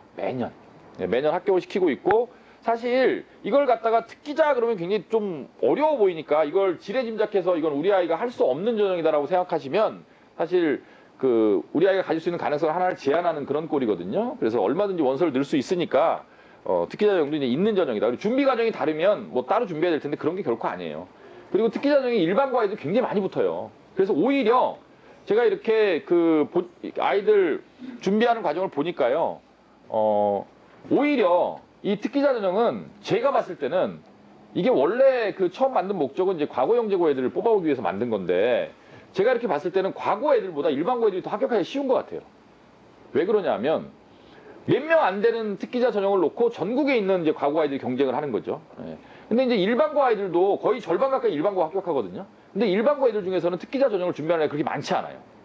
거꾸로인 거죠. 거꾸로. 그래서 이제 일반고 아이들이 전체적인 명수는 과거 아이들보다 훨씬 더 많은 것 같지만 실제로 특기자 전형을 준비한 아이들이 많지 않기 때문에 준비를 하면 이것도 이제 성공 가능성이 굉장히 높다라는 겁니다. 할 수 있다라는 거예요. 그래서 버릴 필요가 없습니다. 뭐 준비 과정이 뭐 이렇게 크게 다르지 않으니까. 그 다음에 이제 그 논술 전형인데 이게 그 전형 준비를 할 때 전형의 선택을 할 때요. 어떤 전형을 선택할 거냐. 여기에서 이제 주전형이 있고 그러니까 메인이죠. 여기서 주라는 건 메인. 내가 주로 그 원서를 쓰게 될 전형이 뭐냐가 주전형이죠. 그 다음에 플러스 이제 보조적인 전형이 있는 거죠. 그죠? 뭐 이건 이제 우리가 이제 보험이라고 얘기를 하는데 다 떨어졌을 때 이걸 넣을 수 있다. 보험을 이제 플랜 B로 가져가는 거죠. 근데 이제 주전형을 현재 그 학생부가 1점대든 2점대든 3점대든 이과 아이들은 다 똑같이 그 주전형을 논술 전형으로 하는 게 제일 좋아요. 이과는. 주전형은. 뭐 문과도 비슷하지만. 이제 왜 논술 전형을 그 주전형으로 하는 게 좋으냐? 이과의 논술 전형이 뭐예요? 뭘 보는 거예요? 수학과학이죠. 그렇죠? 그러면 수리 논술 준비를 하려고 그러면 필수적으로 수리 논술 준비를 하기 위해서 필수적으로 해야 되는 게 뭐죠? 수학 선행이죠. 그렇죠? 수학 선행을 하면 내신에 도움이 될까요? 안 될까요? 되죠, 당연히. 예. 비교과에 도움이 될까요? 안 될까요? 당연히 되죠. 대회를 나갈 수 있는데. 그렇죠? 과학 선행도 마찬가지죠. 교내 물리경시대를 물리를 선행하면 나가서 수학 가능성도 높아지겠죠. 그죠? 뭐 화학경시대 마찬가지겠죠. 그러니까 수학과학 선행을 하면서 얻을 수 있는 효과가 비단 논술을 준비하는 사전 준비의 의미에다가 내신에다가도 이제 플러스를 가져올 수 있고 비교과에도 플러스를 가져올 수 있고 이제 수능도 마찬가지인데 수능도 처음에 뭐 논술 전형을 준비한다 해서 처음부터 논술 문제 푸는 게 아니거든요. 처음에는 뭘 하죠? 회독수를 늘려가는 거죠. 뭐 물리 논술을 준비한다 그러면 물리원을 한 번, 물리원을 두 번 이렇게 하는 거죠. 그때는 뭐 논술 문제 푸는 게 아니거든요. 논술 문제를 풀기 시작하는 그 시점은 빠른 아이들이 이제 고2 여름방학 때, 빠른 아이들이, 일반적인 아이들이 고2 겨울방학 때, 이때부터 논술 문제 풀기 시작하는 거예요. 그 전까지는 그냥 원투를 공부를 하는 거예요. 그럼 이제 수능 공부의 과정이기도 하죠. 이해가시죠? 무슨 얘기인지. 그래서 그냥 마음속으로 내가 학생 문제로 쓸 수도 있고, 특기자전을 쓸 수도 있고, 논술전형을 쓸 수도 있고, 정시를 쓸 수도 있는데, 일단 나는 주전형으로 수리논술을 나중에 공부하겠다. 이렇게 마음 먹고 있으면 수리논술 준비하는 스케줄에 맞춰서 그 전에 수학선행을 다 끝내야 되니까 수학선행도 할 수 있고 과학도 마찬가지고. 주전형은 이걸로 삼는 거예요. 그리고 정말 믿을 수 없는 게 또 이 학생부 전형이라는 게 학생부 종합전형은요. 아까 말씀드린 대로 1.2라고 합격하고 1.5라고 떨어지는 게 아니다라고 말씀드렸잖아요. 그러니까 6장을 학생부 종합전형으로 썼을 때 다 붙을 수도 있고요. 다 떨어질 수도 있습니다. 그래서 학생부 전형은 좀 안전하게 쓰는 게 좋아요. 뭐 이 정도면 이 대학은 분명히 붙는 보험인 거죠. 그리고 이제 공격을 논술 전형으로 하는 거죠. 윗대학을. 최저를 맞출 수 있으면. 또 최저가 굉장히 관건이니까. 그렇죠? 논술 플러스 최저잖아요. 수능 최저. 여기 내신은 안 들어가는 전형이니까. 그래서 나중에 원서는 어떤 식으로 쓰게 되든 간에 일단 내 마음속에 주전형은 이거다. 예, 이과는 또 수학과학이 뭐 내신도 워낙 비중이 크고 하니까 이런 쪽으로 무게중심을 잡고 나가면 성공할 확률이 훨씬 더 높다라는 거고요.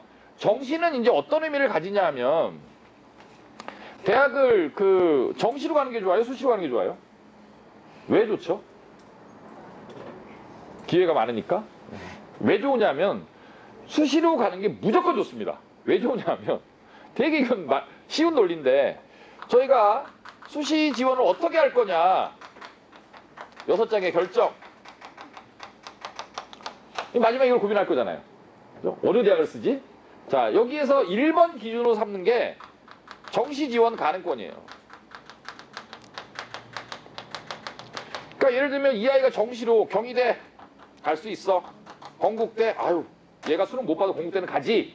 라고 정시 지원 가능권이 설정이 되면 수시 원서를 쓸 때 요 아래 대학을 쓸까요? 안 쓸까요? 안 쓰죠. 왜? 떨어지면 이걸로 가면 되니까. 그렇죠? 그러니까 요 대학 밑에 이 정시로 갈 수 있는 대학은 안 쓸 거예요, 우리가. 안 쓸 거니까 수시로 가는 대학이 좋은 대학이에요. 정시로 가는 대학이 좋은 대학이에요. 그러니까 수시로 가야 되는 거죠. 무조건 더 좋은 대학을 가니까. 그렇죠? 거기다가 이과는 이게 지금 뭐 수시 선발 비중이 점점 뭐 많이 늘고 있다. 좀 이따 이제 얘기가 나올 텐데 수시 모집 인원이 비율이 증가하고 있다. 뭐 이건 매년 이렇게 기사에 나오는 말인데요.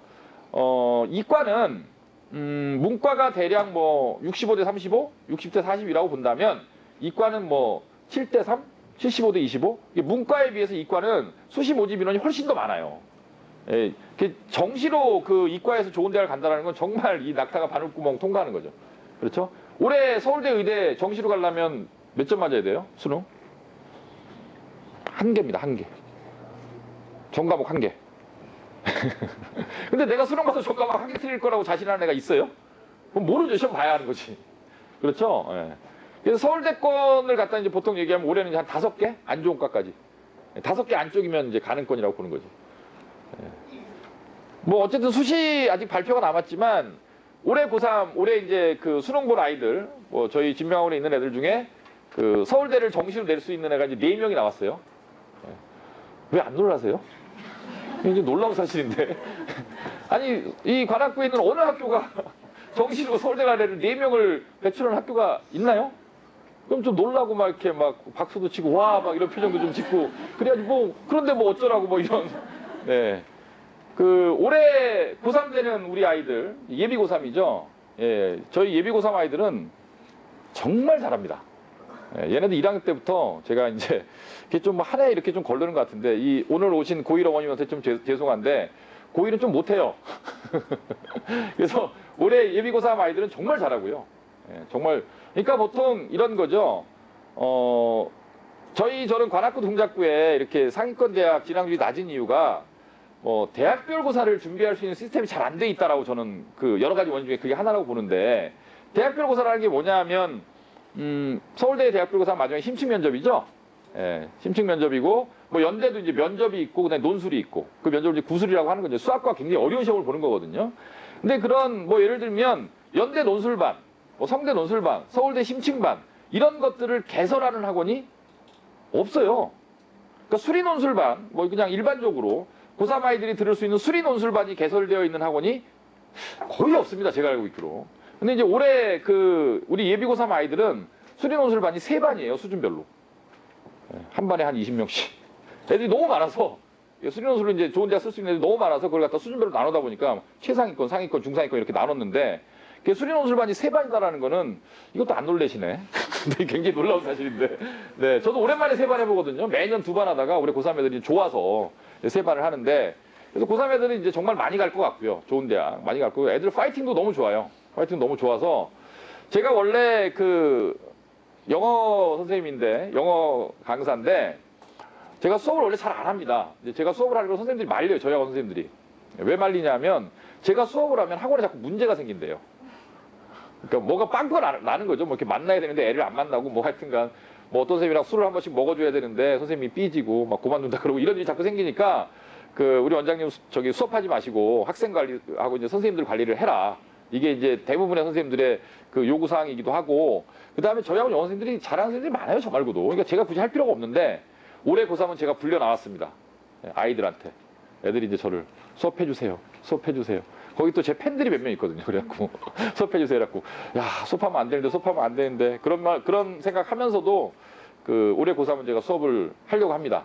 예, 2반 이제 들어가는데 이제 뭐 고3이 뭐 반이 많으니까 2교실에서 수업하거든요. 영어는 꽉 차죠. 뭐 50명씩 놓고 수업을 하는데 그래서 이제 그 수업을 제가 이제 올해 하려고 하는 게 아이들이 너무 좋기도 하고 애들이 또 이제 아주 그 뭐라 그럴까 좀 절절하게 찾아와서 딱 2놈이 찾아왔어요. 남학생이.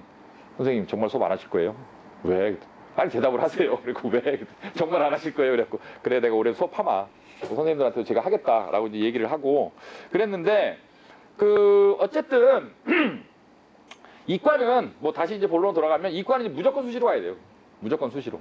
수시를 정말 많이 뽑습니다. 많이 뽑고 왜 이런 그 이과에서 수시론이 점점 증가하는 현상이 왜 생기나를 봤더니 이런 것 같아요. 그 문과는 아무리 세월이 지나가도 어저께도 이제 문과 설명회하면서 그런 얘기를 했는데 문과에서 제일 좋은 대학이 어디예요?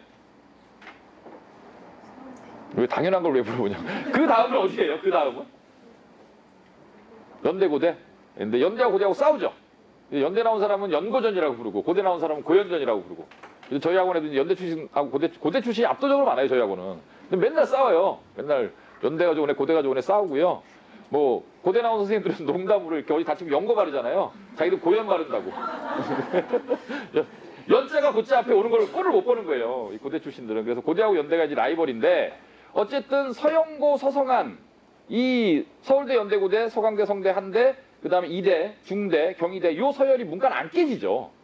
그죠? 어머님들 어렸을 때도 이 서열이었고요. 지금도 이 서열이었고 아마 향후 10년간 이게 별로 흔들리지 않을 것 같습니다. 그렇죠? 그러니까 무슨 얘기냐면 서울대 가려면 끝까지 서울대를 지망하는 거고요. 연고대 가려면 연고대를 지망하는데 왜? 이과는 어느 대학이 제일 좋으냐? 학설이 갈려요. 그죠? 서울대하고 포공이 경쟁하죠. 그렇죠? 예, 물론 서울대가 일반적으로 더 많이 뽑고 좋다라고 전통적으로 이제 그 제일 좋은 대학이니까. 하지만은 서울대하고 포공 둘 다 그 합격을 해도 포공 가는 아이들도 있다라는 거예요. 그 다음에 서울대가 누구한테도 져요? 경희대, 한의대한테 이기나요, 지나요? 예, 고민해야죠. 예, 근데 보통 경희대, 한의대가 이기죠. 서울 공대하고. 그렇죠? 예. 심지어 서울대 그 치욕, 그 서울대 좀 안 좋은 그 학과하고 건대 수의학과가 둘 다 붙었다. 이것도 고민해요, 애들은. 그러니까 이과는 무슨 뜻이냐면 이렇게 상위권 대학이 딱 문과처럼 서열화되어 있지 않다라는 거예요. 좀 이렇게 넓게 퍼져 있기 때문에 이건 무슨 뜻이냐면 정시까지 기다리면 애들을 좋은 아이들을 다 뺏길 수도 있다라는 위기감이 대학에 있는 것 같아요. 그러니까 자꾸 수시인을 늘리는 것 같아요. 점점 늘어나요, 이과는. 정원도 점점 늘고, 문과는 점점 줄고. 그래서 희망적인 소식 하나는 이과를 선택했다라는 것은 대학 가기는 훨씬 더 쉽다는 얘기입니다, 문과보다. 내가 어저께 문과 설명할 때 제가 얘기했거든요. 문과를 선택했다라는 것은 대학 가기 굉장히 어려운 길을 선택했다라는 거다. 예, 수학이 두려워서 이리로 도망왔는데 오니까 여기가 더 전쟁터네. 예, 문과는 정말 어렵습니다. 이과는 선명해요. 이과는 대학 보내기 쉽고요. 뭐 솔직히 말씀드리면 쉽습니다. 예. 장점이에요. 많이 뽑고 대학 보내기도 쉽고 그다음에 선택할 수 있는 이런 경우의 수도 굉장히 많고.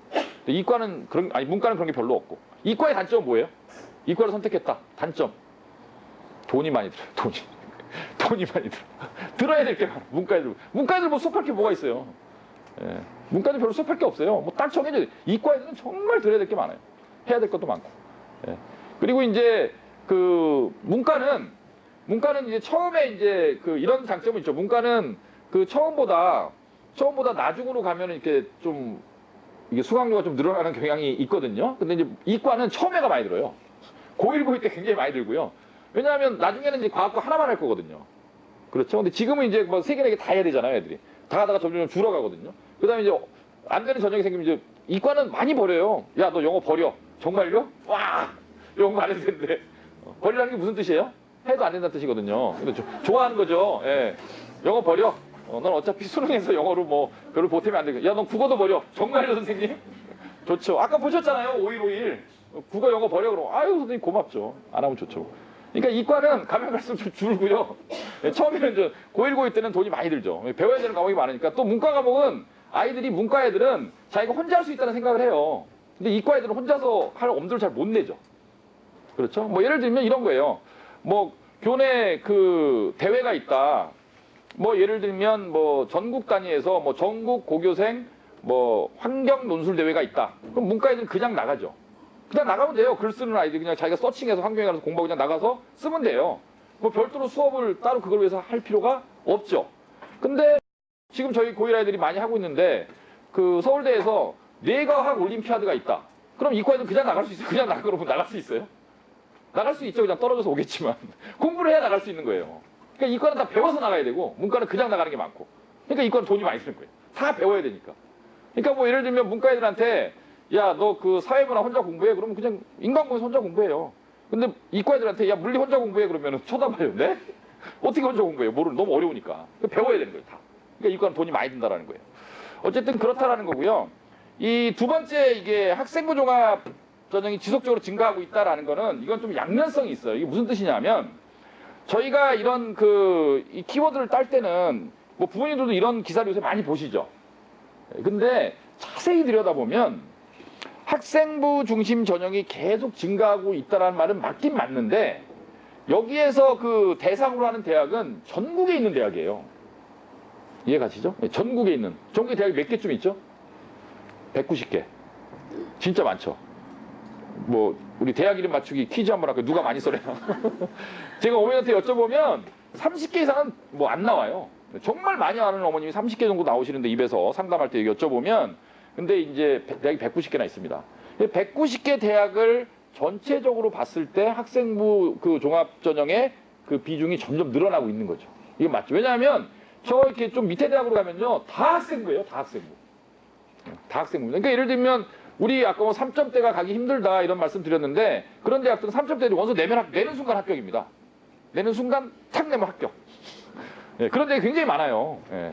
그래서 그런 거고요. 그러니까 여기서 학생부 그 종합이 이제 증가하고 있다는 건 약간 첫 번째 봐야 될 거는 우리가 가고 싶어하는 대학들, 제가 아까 말씀드린 대학들에서는 어떠한가. 예. 그다음에 두 번째는 대학이 겉으로는 학생부 그 종합전형이라고 발표를 하는데 그 속 내용을 들여다보면 정말로 학생부 종합전형인가 이것도 봐야 돼요. 제가 아까 말씀드렸잖아요. 서울대 일반전형도 자세히 들여다보면 네, 학생부 종합전형이라고 부르기는 어렵다. 왜 그 학생부 종합전형이라고 부르기 어려우냐 하면 서울대 일반전형을 예를 들게 다른 대학도 마찬가지, 다른 대학의 종합전형도 마찬가지인데 서울대 일반전형을 1단계를 서류거든요. 그 다음에 2단계가 그 심층면접이죠. 수학과학 시험인데 1단계를 통과하는 이게 공식 같은 게 있어요. 뭐 이거는 어디 뭐 요강에 존재하거나 이런 건 아니고요. 제가 이렇게 오랫동안 하다 보니까 공식 같은 게 있는데 어떤 거냐 하면 일단 내신이 일반고 기준으로 해서 일단 1점대여야 돼요. 전과목 내신이. 일단 1점대 내신. 뭐 1.3이든 1.4든 1.5든 상관없고. 그 다음에 이제 두 번째로 수학과학 내신은 거의 다 이뤄야 돼요. 거의 다. 수학과학 내신은. 국어, 영어는 가끔 2가 있다고 하더라도. 그 다음에 세 번째, 아주 많은 교내 활동 내지는 수상 실적이 있어야 돼요. 뭐 수학 경시에서 상 받는 거, 뭐 물리 경시에서 상 받는 거, 뭐 과학 퀴즈에서 상 받는 거, 그 다음에 뭐 과학 주제 탐구 해갖고 뭐 주제 탐구 대회에서 상 받는 거, 그 다음에 무슨 과학 관련 동아리 해갖고 뭐 동아리 발표대회 상 받는 거, 온갖 가지 이런 수학 과학과 관련된 활동 내지 수상 실적이 많아야 돼요. 뚱뚱해야 돼요. 뚱뚱. 그래서 이런 상을 많이 받는 방법은 뭐죠? 되게 쉬운 건데 계속 나가면 됩니다. 계속 나가다 보면 상이 나와요. 네, 그래서 학생부 종합전형 성격도 굉장히 중요해요. 적극적이어야 돼요. 그래서 제가 아까 긍정적이어야 된다는 말씀 드렸는데, 야, 너 이거 나가! 그러면은, 네? 제가 그걸 어떻게 해요? 이러면 안 되는 거예요. 나가! 그러면은, 선생님, 저 가면 떨어질 건데요. 상 못 받아요. 알아, 나가. 떨어지라고 나가는 거예요. 자꾸 나가. 자꾸 나가야 돼요. 자꾸 나가고 상은 1학년 때 많이 받아야 돼요, 사실. 왜 1학년 때 많이 받아야 되냐면, 그런 얘기 많이 들어보셨을 거예요. 학교가 어쩔 수 없이 서울대 연고대를 좀 많이 보낼 수 없잖아요. 몇 명 꼭 보내고 싶잖아요. 그래서 비교과는 쏠려요. 그러니까 학교장 추천으로 보내는 비교과들이 있거든요. 그런 비교과를 쉽게 얘기하면 좀 될 아이들한테 밀어주는 경향이 굉장히 심하죠. 말을 안 하지만. 드러내놓고 말을 안 하죠. 우리는 1학년에 그 상위권 애들 3명을 딱 찍어서 얘네들 서울대를 밀 거야 라고 발표는 안 하죠. 그죠?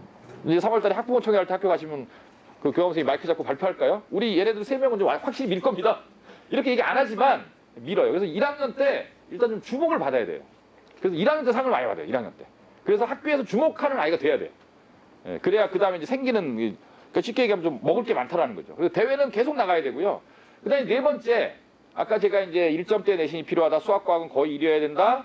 그 다음에 이제 그 교내의 이제 활동이나 수상적이 좀 뚱뚱해야 된다. 많아야 된다. 이런 말씀 드렸고. 네 번째 뭐냐면 좀 외부적으로 이 아이가 이 학교 내에서만 그 똘똘한 아이가 아니라 전국 단위 내지는 서울 단위 전체적으로 봤을 때도 이 아이가 똘똘한 애구나라는 거를 대학이 인정해 줄 수 있는 뭔가가 있어야 돼요.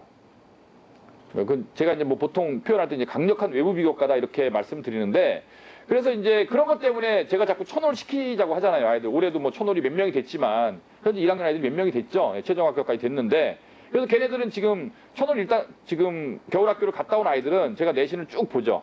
현재 뭐 그 아이들은 다 기말고사 나와봐야겠지만 다 1점대를 유지하고 있죠. 1점대를 유지하고 있고 수학과학은 뭐 거의 1이고, 그 다음에 이제 1학년 때도 상을 받았고 2학년 때도 이제 계속 대회를 내면 상을 받고, 이렇게. 그 다음에 강력한 외부 비교과라는 게 올림피아드가 있잖아요. 올림피아드라는 거는 전국에서 20몇 명밖에 안 뽑는 거예요. 그래서 상을 주는 게 아니라 캠프를 하는 거예요. 캠프를. 그 캠프에 갔다 오는 거죠. 활동이에요. 활동. 학생부에 기재되죠. 당연히. 자기소개서도 뭐 무슨 활동을 해도 쓸 수 있고. 그럼 이런 네 가지가 합쳐지면 이런 아이는 서울대 일반전형 1단계는 거의 통과한다. 이렇게 보시면 되고, 그런 거 하려고 자꾸 제가 1학년 아이들한테 그 뇌과학도 해라라고 하는 게, 뇌과학 올림피아드라는 것도 이제 캠프거든요. 그거 별로 안 어려워요, 사실. 별로 안 어려운데 저희 지역은 별로 안 어려워요. 이게 무슨 뜻이냐면, 뇌과학 올림피아드는 학교장 추천이 필요합니다. 그게 1단계예요. 학교장 추천이 필요한데 그 학교당 인원이 30명으로 제한돼 있어요. 근데 이 근처 학교에서 30명이 뇌과학 올림피아드를 할까요? 그러니까 우리는 하겠다 그러면 거의 할 수 있는 거죠. 근데 30명이 굉장히 치열한 학교들이 많죠. 어딜까요? 하나고, 용인외대부고, 이런 데는 30명이 치열합니다. 그 30명. 그래서 뭐 학교에서 뭐 뭘로 자를 것이냐를 고민하고 그래요. 그 30명은. 근데 우리는 학교장 추천을 받고요. 그 다음에 이제 그 준비가 그렇게 오래 걸리지 않아요. 잠깐 준비하면 돼요. 잠깐 준비해서 가는 거죠. 가서 그 행사의 내용이 뭐냐면, 뇌과학이라는 게 뇌과학이잖아요. 이 뇌과학이라는 게 그냥 일반적인 생명과학만 뭐 얘기하는 게 아니고요. 여러 가지 뭐 기계공학적인 요소도 있고요. 그다음 인공지능의 요소도 있고요. 요즘 뭐 이렇게 학생들이 좋아할 만한 주제들은 굉장히 많이 다 들어 있는데, 저희 홈페이지에 올라와 있던가 뇌과학 올림피아드 동영상이 있는데 한번 관심 있는 사람 어머님들 보시면 아시겠는데, 어쨌든 그래서 이제 그런 관심 있는 애들을 모으는 거예요. 전국에서 보통 1000명쯤 모아요. 1000명쯤 모아서 서울대 그 문화관에 가면 대강당이 있습니다. 보통 공짜 영화 틀어주는 데인데, 대학은 정말 좋은 대학을 가야 돼요. 서울대는요, 개봉 영화 공짜로 틀어줘요. 문화관에서. 개봉 영화 돈 안 내고. 참 좋죠. 어쨌든 그 문화관에 애들이 앉아서 그 각 대학에서 이 뇌과학과 관련된 전공을 가진 교수님들이 와서 수업을 해요, 이틀 동안. 그럼 그 수업을 듣는 거예요. 정말 좋은 기회죠. 뭐 서울대 교수, 연대 교수 막 다 올 거잖아요. 카이스트에서도 포항대 다 교수님들의 수업을 듣고 이틀 동안 수업을 들은 다음에 그걸 갖고 시험을 보는 거죠. 시험을 봐서 뭐 1등은 뭐 금상을 주고 2등은 은상을 주고 장려상은 뭐 좀 많이 주고 몇 점 이상이면 이제 수료증을 주고 수료증만 받아도 돼요.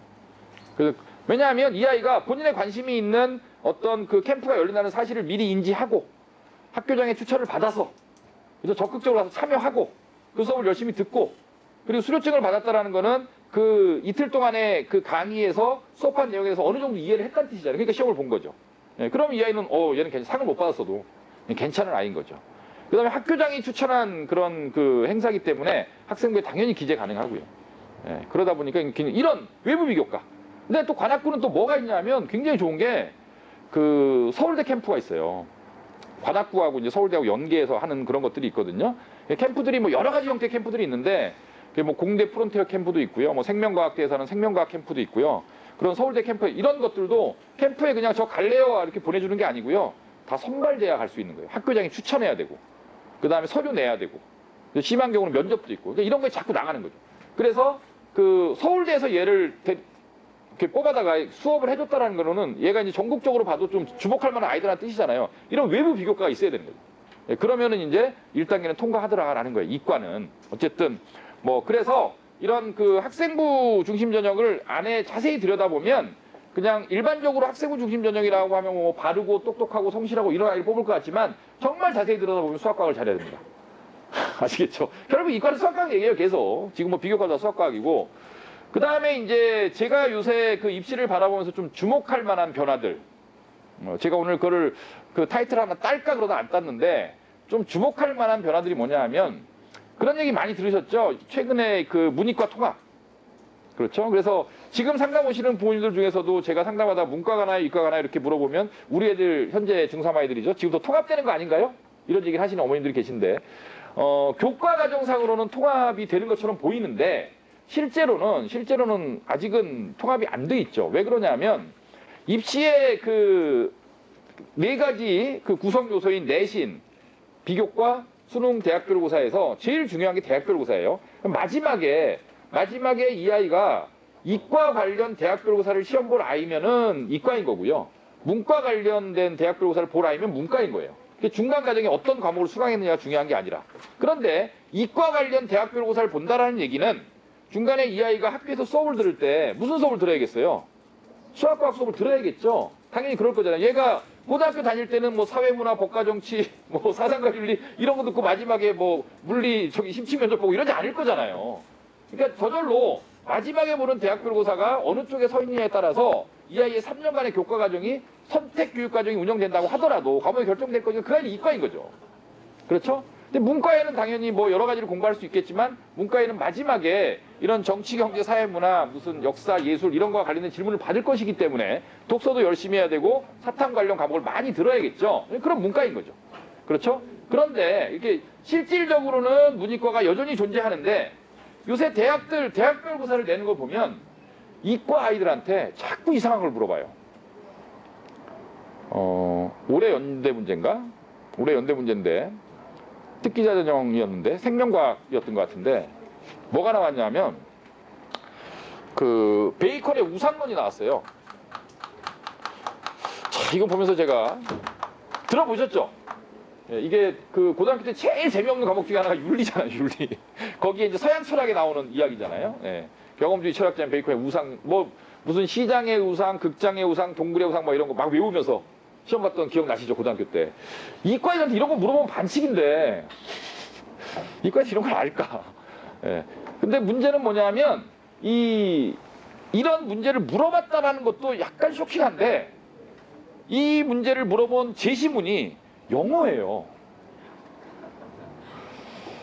그래서 이런 그 현상을 바라보면서 또 이제 저희하고 아이가 올해 이제 서울대 본 아이가 이제 서울대 간호학과를 봤거든요. 간호학과를 봤는데 그 일반 전형을 봤어요. 그래서 2단계 심층 면접을 보러 갔죠. 그 지지난주 금요일이죠. 지지난주 금요일에 시험 보고 왔는데 그날 저녁에 이제 전화해서 야, 잘 봤냐? 그랬더니 뭐 대답 잘 했어요. 그래갖고 뭐 물어보대? 이제 좀 긴장이 풀렸으니까 뭐 물어보대? 이렇게 물어봤더니 간호대잖아요. 근데 이제 두 문제를 물어봤다는데 첫 번째 문제가 뭐냐면 예술의 융복합화 현상에 대해 설명해봐라. 예술의 융복합화 현상. 이 예술의 융복합화, 융합복합, 합쳐서 융복합. 근데 뭘 물어보는 거냐면, 뭐 저런 그 오페라. 오페라는 이렇게 극적인 요소와 음악의 요소와 아니면 이렇게 무슨 뭐 의상도 있고요. 뭐 화장도 들어가고 여러 가지 들어가잖아요. 그 다음에 이제 백남준의 비디오 아트, 뭐 이런 것들. 예. 이 간호사가 그런 것도 알아야 되는지 잘 모르겠는데 어쨌든 두 번째는 이제 복지 문제의 어떤 그 정책적 관점에서 바라보면 복지 제도의 어떤 효율성. 그래서 제가 그래서 이런 최근에 대학별고사가 물론 이런 쪽에 자신이 없으면 그런 전형 안 쓰면 됩니다. 그런 거 물어보는 대학은 원서 안 내면 돼요. 얘는 너의 의견이 뭐야? 그러면 선생님 차라리 X, Y를 물어봐 주세요. 이런 아이들이 이과 애들이잖아요. 풀으라 그러면 제가 풀게요. 근데 너의 의견을 문장으로 얘기하면 말을 못 하거든요, 애들이. 일단 세 문장 이상 말이 안 되잖아요. 아닌가요? 애들이 글을 못 써요. 실제로. 그런 이과 애들한테 제가 아까 말씀드린 이런 류의 질문을 한다? 이건 좀 어렵죠, 사실. 그래서 제가 이제 초중 그 학부모님들 설명회를 하면 초중 학부모들 대상으로 제가 설명회를 지지난주죠. 한 2시간씩 4번을 했거든요. 8시간 설명회를 하면 그 중에 6시간을 독서 얘기를 제가 해요. 책이 중요하다. 수학과학이 또 중요하지만 책이 정말 중요하다. 1번이 책이다. 그런 얘기를 하는 게 지금 문제들이 이렇게 자꾸 나오니까 이런 것들은 고등학교 와서 수학 선행하기 바쁘고 문화생제하고 바쁜데 베이컨의 우상으로 언제 읽고 앉아있어요, 얘가. 이과애가.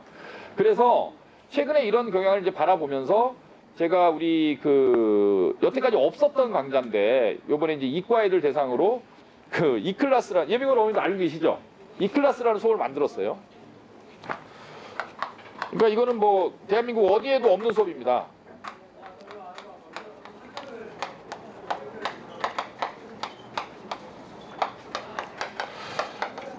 이런 수업인데 제가 뭐 반명도 제가 만들었고요. 그래서 이렇게 따면 이제 ECLAS 해갖고 이제 이클래스라는 뜻인데, 그러니까 이제 교양 강좌예요. 쉽게 얘기하면 교양 강좌. 책 읽고 뭐 시사, 그 다음에 뭐 세상 살아가는데 필요한 여러 가지 지식들 이런 것들을 이제 공부하는, 책 읽고 토론하고 이런 수업인데, 이런 수업을 만들어서 이제 문과하고 이과하고 이제 계열을 미리 나눠서 시켰어요. 애들한테, 예비군 애들한테 한번 실험적으로 해본 거죠. 야, 책 한번 읽자. 책 정하고. 그래서 이런 수업을 진행을 했는데 한 이과 아이들 한 30명 정도를 제가 이 수업을 시켰던 것 같아요. 근데 정말 신기하게도 그 중에 절반 이상이, 제가 이거를 이번 예비군 7주 과정하고 없애려고 그랬거든요. 왜냐면 바쁘니까 이제 애들이 수학과 공부해야 되니까. 그래서 딱 7주 동안 해보고 이 수업하면서 이제 학생부 전형에서 준비해야 될 것들 이런저런 얘기를 막 하거든요. 대회 얘기도 하고 막 하는데, 이런 얘기를 막 했더니 이과 아이들이 좋아하는 애들이 또 있는 거예요, 이거를. 그래갖고 제가 애들한테 이거는 그냥 겨울방학 때, 7주 과정 때하고 겨울방학 때부터는 이제 안 할 생각이다라고 살짝 얘기를 했더니 애들이 선생님 이거 계속해 주시면 안 돼요? 계속해 주시면 안 돼요? 애들이 막 자꾸 얘기를 하는 거예요. 얼마 전에 조사를 했어요. 그랬더니 한 절반 정도의 아이들이 이 수업을 계속해 줬으면 좋겠다. 그래서 야, 저 우리나라가 융복합화가 진행되고 있나 보다. 애들도 이과 애들이 이런 수업을 좋아하네. 참 이게, 그래서 좀 고민하다가 선생님하고도 일단 이 수업을 진행하는 선생님이 시간이 없어요. 그래서 선생님 이 수업을 애들이 더 해달라는데 이거 어떻게 하죠? 그래갖고 좀 어떻게 오후 시간이나 하루 빼서 요거를 일단 겨울방학 때 한 번 더 하자. 그러면 책을 이제 한 2권 정도 정해서 애들이랑 책 읽고 하는 걸 한 번 더 해보자. 토론하고 하는 걸. 이제 그런 거죠. 그러니까 이과 애들한테도 사실 이런 독서나 뭐 논구술에 대한 지금 제가 말씀드린 이런 문과적 소양이 이렇게 합쳐져 있는 그런 문제들을 할 수 있는 아이들은 시키면 참 좋을 것 같다. 이과 애들은. 현 고1 아이들도 제가 좀 고민 중입니다. 근데 제가 좀 이렇게 쭉 보고 학생들 봐서 제가 아까 말씀드린 이런 전형에 좀 지원 가능한 애들은 따로 좀 책을 읽히고 이런 프로그램을 만들어야 되나. 여태까지 이과들한테 이런 거 안 했거든요. 너무 바빠요, 이과는. 아까도 말씀드린 수업 들어야 될 것도 많고. 어쨌든 그렇고요. 그 다음에 이제 수능 최저학력 기준이 변화되고 있다는 건 두 가지 의미인데, 수능 최저학력 기준은 매년 바뀌어요. 대학들이 매년 이렇게 발표를 하는데, 이과는 사실 문과에 비해서는 최저학력 기준이 조금 널널합니다. 널널해서 예전에 한 인하대, 아주대, 숭실대 요 정도 라인의 대학들이 4개잖아요. 국어, 영어, 수학, 과탐 4개잖아요. 그 4개 중에 2개 3등급, 이면 그 중위권 대학들이 다 맞춰줬었거든요. 예, 그리고 이제 조금 욕심내면 2개 5등급, 그러니까 3등급, 2등급 이렇게 맞으면 되는 거죠. 이렇게 됐는데 최근에 이제 영어가 절대평가로 바뀌면서 영어는 이제 아예 안 보는 학교도 있고요. 그 다음에 영어는 이제 2등급만 받으면 감점 안 하겠다, 3등급만 받으면 감점 안 하겠다, 이런 학교들도 있고, 아니면 영어를 다 합치는 학교도 있는데, 국어, 그 수학, 탐구 중에서 조금 뭐라 그럴까, 영어가 빠지면서 최저학력 기준이 윗대학들은 약간 좀 빡빡해지는 경향이 있어요. 위의 대학들은 좀 더 이제 엄격한 잣대를 적용하는 그런 경향이 있고, 올라간다는 얘기죠. 최저학력 기준이 3과목밖에 안 되니까. 대신 이제 과탐은 이제 옛날에 2과목 하던 걸 1과목으로 줄여주는 그런 대학들이 좀 늘어나는 경향이 있고, 또 하나 이제 또 이 중위권 대학들의 변화 중에 이제 굉장히 주목해야 될 거는 최저학력 기준을 없애버리는 대학들이 굉장히 많습니다. 최근에 없애요. 이게 무슨 뜻이냐면, 이것도 이제 어머님들이 뭐 지금은 별로 감동이 없으신데 고3 때 되면 이게 감동이 생기거든요. 이게 이제 무슨 뜻이냐면, 뭐 한양대 같은 대학이에요. 좋은 대학이잖아요.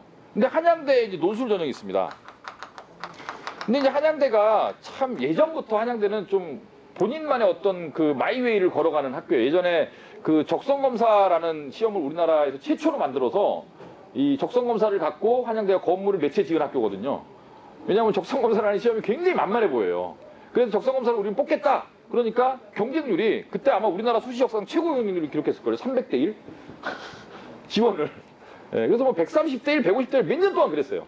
예, 근데 그 적성검사 시험이 어떤 형태냐면 국어, 영어, 수학이 섞여 있어요. 그 IQ 테스트랑 비슷한. 근데 그런 수업이 하는 데가 없었죠. 그래서 그때 제가 적성 강의를 했거든요. 그때 제가 대한민국에서 가장 유명한 적성 강사였습니다. 왜냐면 국영수가 다 되기 때문에. 이것도 안 놀래시네. 제가 국영수가 다 되거든요. 예, 그래서 제가 적성 강의를 했었어요. 근데 이것 때문에 제가 몇 년 동안 잘 먹고 잘 살았어요. 워낙 그 한양대를 지원하는 애들이 많으니까. 그래서 좀 이런 독특한 그런 전형들을 좀 많이 만들어내는, 우리나라 입시를 주도하는 학교 중에 하나가 한양대예요. 하나가 고대고. 예, 고대는 또 이번에 대단한 결정을 했잖아요. 이제 논술을 없앴잖아요. 논술을 없애고 추천 전형을 확 늘리고. 그러니까 이제 고대의 움직임을 보면서 제가 이런 그 대학들이 이 학생부에서 이 내신이라는 거를 정말 이 커트라인이 아니라 어느 정도의 범위로만 바라보는구나라는 생각을 제가 하게 됐는데, 무슨 뜻이냐면, 예전에는 그 학교장 추천이 고대가 계열당 2명이었어요. 문과 2명, 이과 2명. 근데 이거를 이제 어떻게 넓혔냐면 4%로 넓힌 거예요. 정원 내 4%. 그러니까 이제 300명인 학교는 12명까지 추천할 수 있는 거예요. 그러니까 한 전교 1등은 서울대 지역균형 낼 거니까 전교 2등부터 12등까지는 다 그놈이 그놈이다라고 생각하는 거예요. 무슨 뜻인지 아시겠죠? 내신이 좀 낮아도 똑똑할 수 있다. 그러니까 4% 내서 자유롭게 추천해라. 이런 뜻이거든요. 자, 그랬는데 어쨌든 한양대가 이 한양대랑 비슷한 이제 위상에 있는 데들이 이제 뭐 들으면 기분 나쁘겠지만 이제 성대, 네, 뭐 이런 대학들이 있잖아요. 그 다음에 뭐 경희대, 뭐 이런 대학들이잖아요. 근데 이제 요 급의 중대가 있구나, 참 바로 밑에. 이제 이런 대학들은 이 논술 전형이 수리논술, 과학논술을 봐요. 수리논술에다가 과학 한 과목. 근데 그 과학논술 굉장히 어렵죠. 물화생지 중에 한 과목이거든요. 뭐 성대는 물화생 중에 한 과목. 이렇게 해서 한 과목을 보는데 과학논술 굉장히 어려운데, 한양대는 유일무이하게 과학논술을 안 봅니다. 상위권 대학 중에서. 뭐만 보죠? 수리논술만 봐요. 수리논술 딱 하나. 딱 하나만 보는데, 이 수리논술 전형이 이제 어떻게 구성되어 있냐면, 대부분의 대학이 똑같은데 내신이 30에서 40%예요. 플러스 논술 60에서 70 이렇게 구성되어 있거든요. 근데 이 30에서 40%가 이걸 만약에 이제 30점이라고 본다면 5월 1등급이면 30점 만점이겠죠. 5월 2등급이면 39.9점, 5월 3등급이면 39.8점. 그러니까 한 4등급까지는 1점 차이가 안 나요. 1점 차이가. 이거는 내신을 반영하는 거예요, 안 반영하는 거예요? 안 반영하는 거 똑같죠. 내신 안 보는 거예요. 형식적으로 만드는 거예요, 형식적으로만. 예. 그 다음에 뭐 연대 보면 여기다 비교과도 넣는다고 돼 있는데, 비교과도 반영하겠다지. 비교과도 이제 논술전형의 비교과는 뭐 어떤 거냐면, 뭐가 있으면 감점하겠다, 뭐 이런 거거든요. 그러니까 어떤 거냐면, 뭐 무단결석 뭐 3일 이상 감점.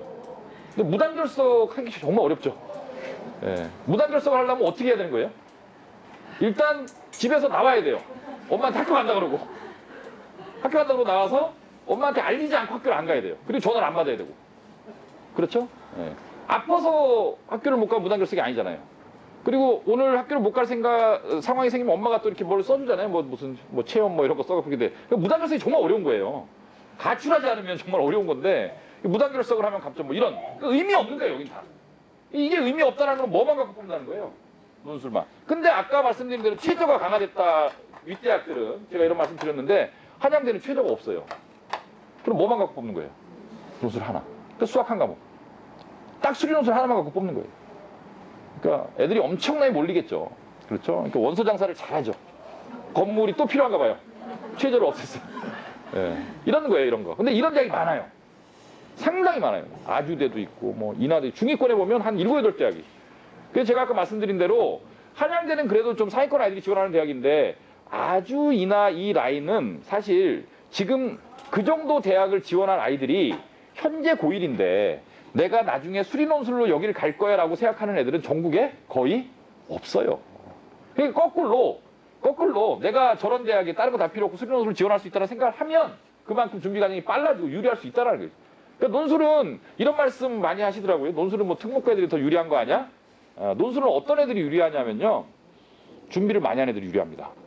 너무 당연한 거죠. 이거 시험이에요, 시험. 이게 고등학교 어디나 하자 중요한 게 아니라 이 시험이니까 여태까지 일단은 논술 수업을 들을 수 있도록 수학과 공부를 충실하게 해놓고 그 다음에 이제 여태까지 대학에서 출제했던 문제들을 싹 풀고 기출문제죠? 기출문제를 싹 푸는데 한 1년 걸리거든요. 너무 많으니까 문제가. 싹 풀고 근데 논술 문제 오래 걸리잖아요. 한 문제 푸는데 기니까. 싹 풀고 그 다음에 모의고사 풀고 그 다음에 최근 유형들 이렇게 복습하고 그렇게 준비를 많이 하면은 얼마든지 갈 수 있는 거죠. 그래서 이제 최저학력 기준의 변화라는 게 이제 양분화되는 그런 현상이 있다. 이런 말씀 이제 드리고 싶고요. 그 다음에 이거는 영어인데, 그러니까 이과는 이제 이렇게 나오죠.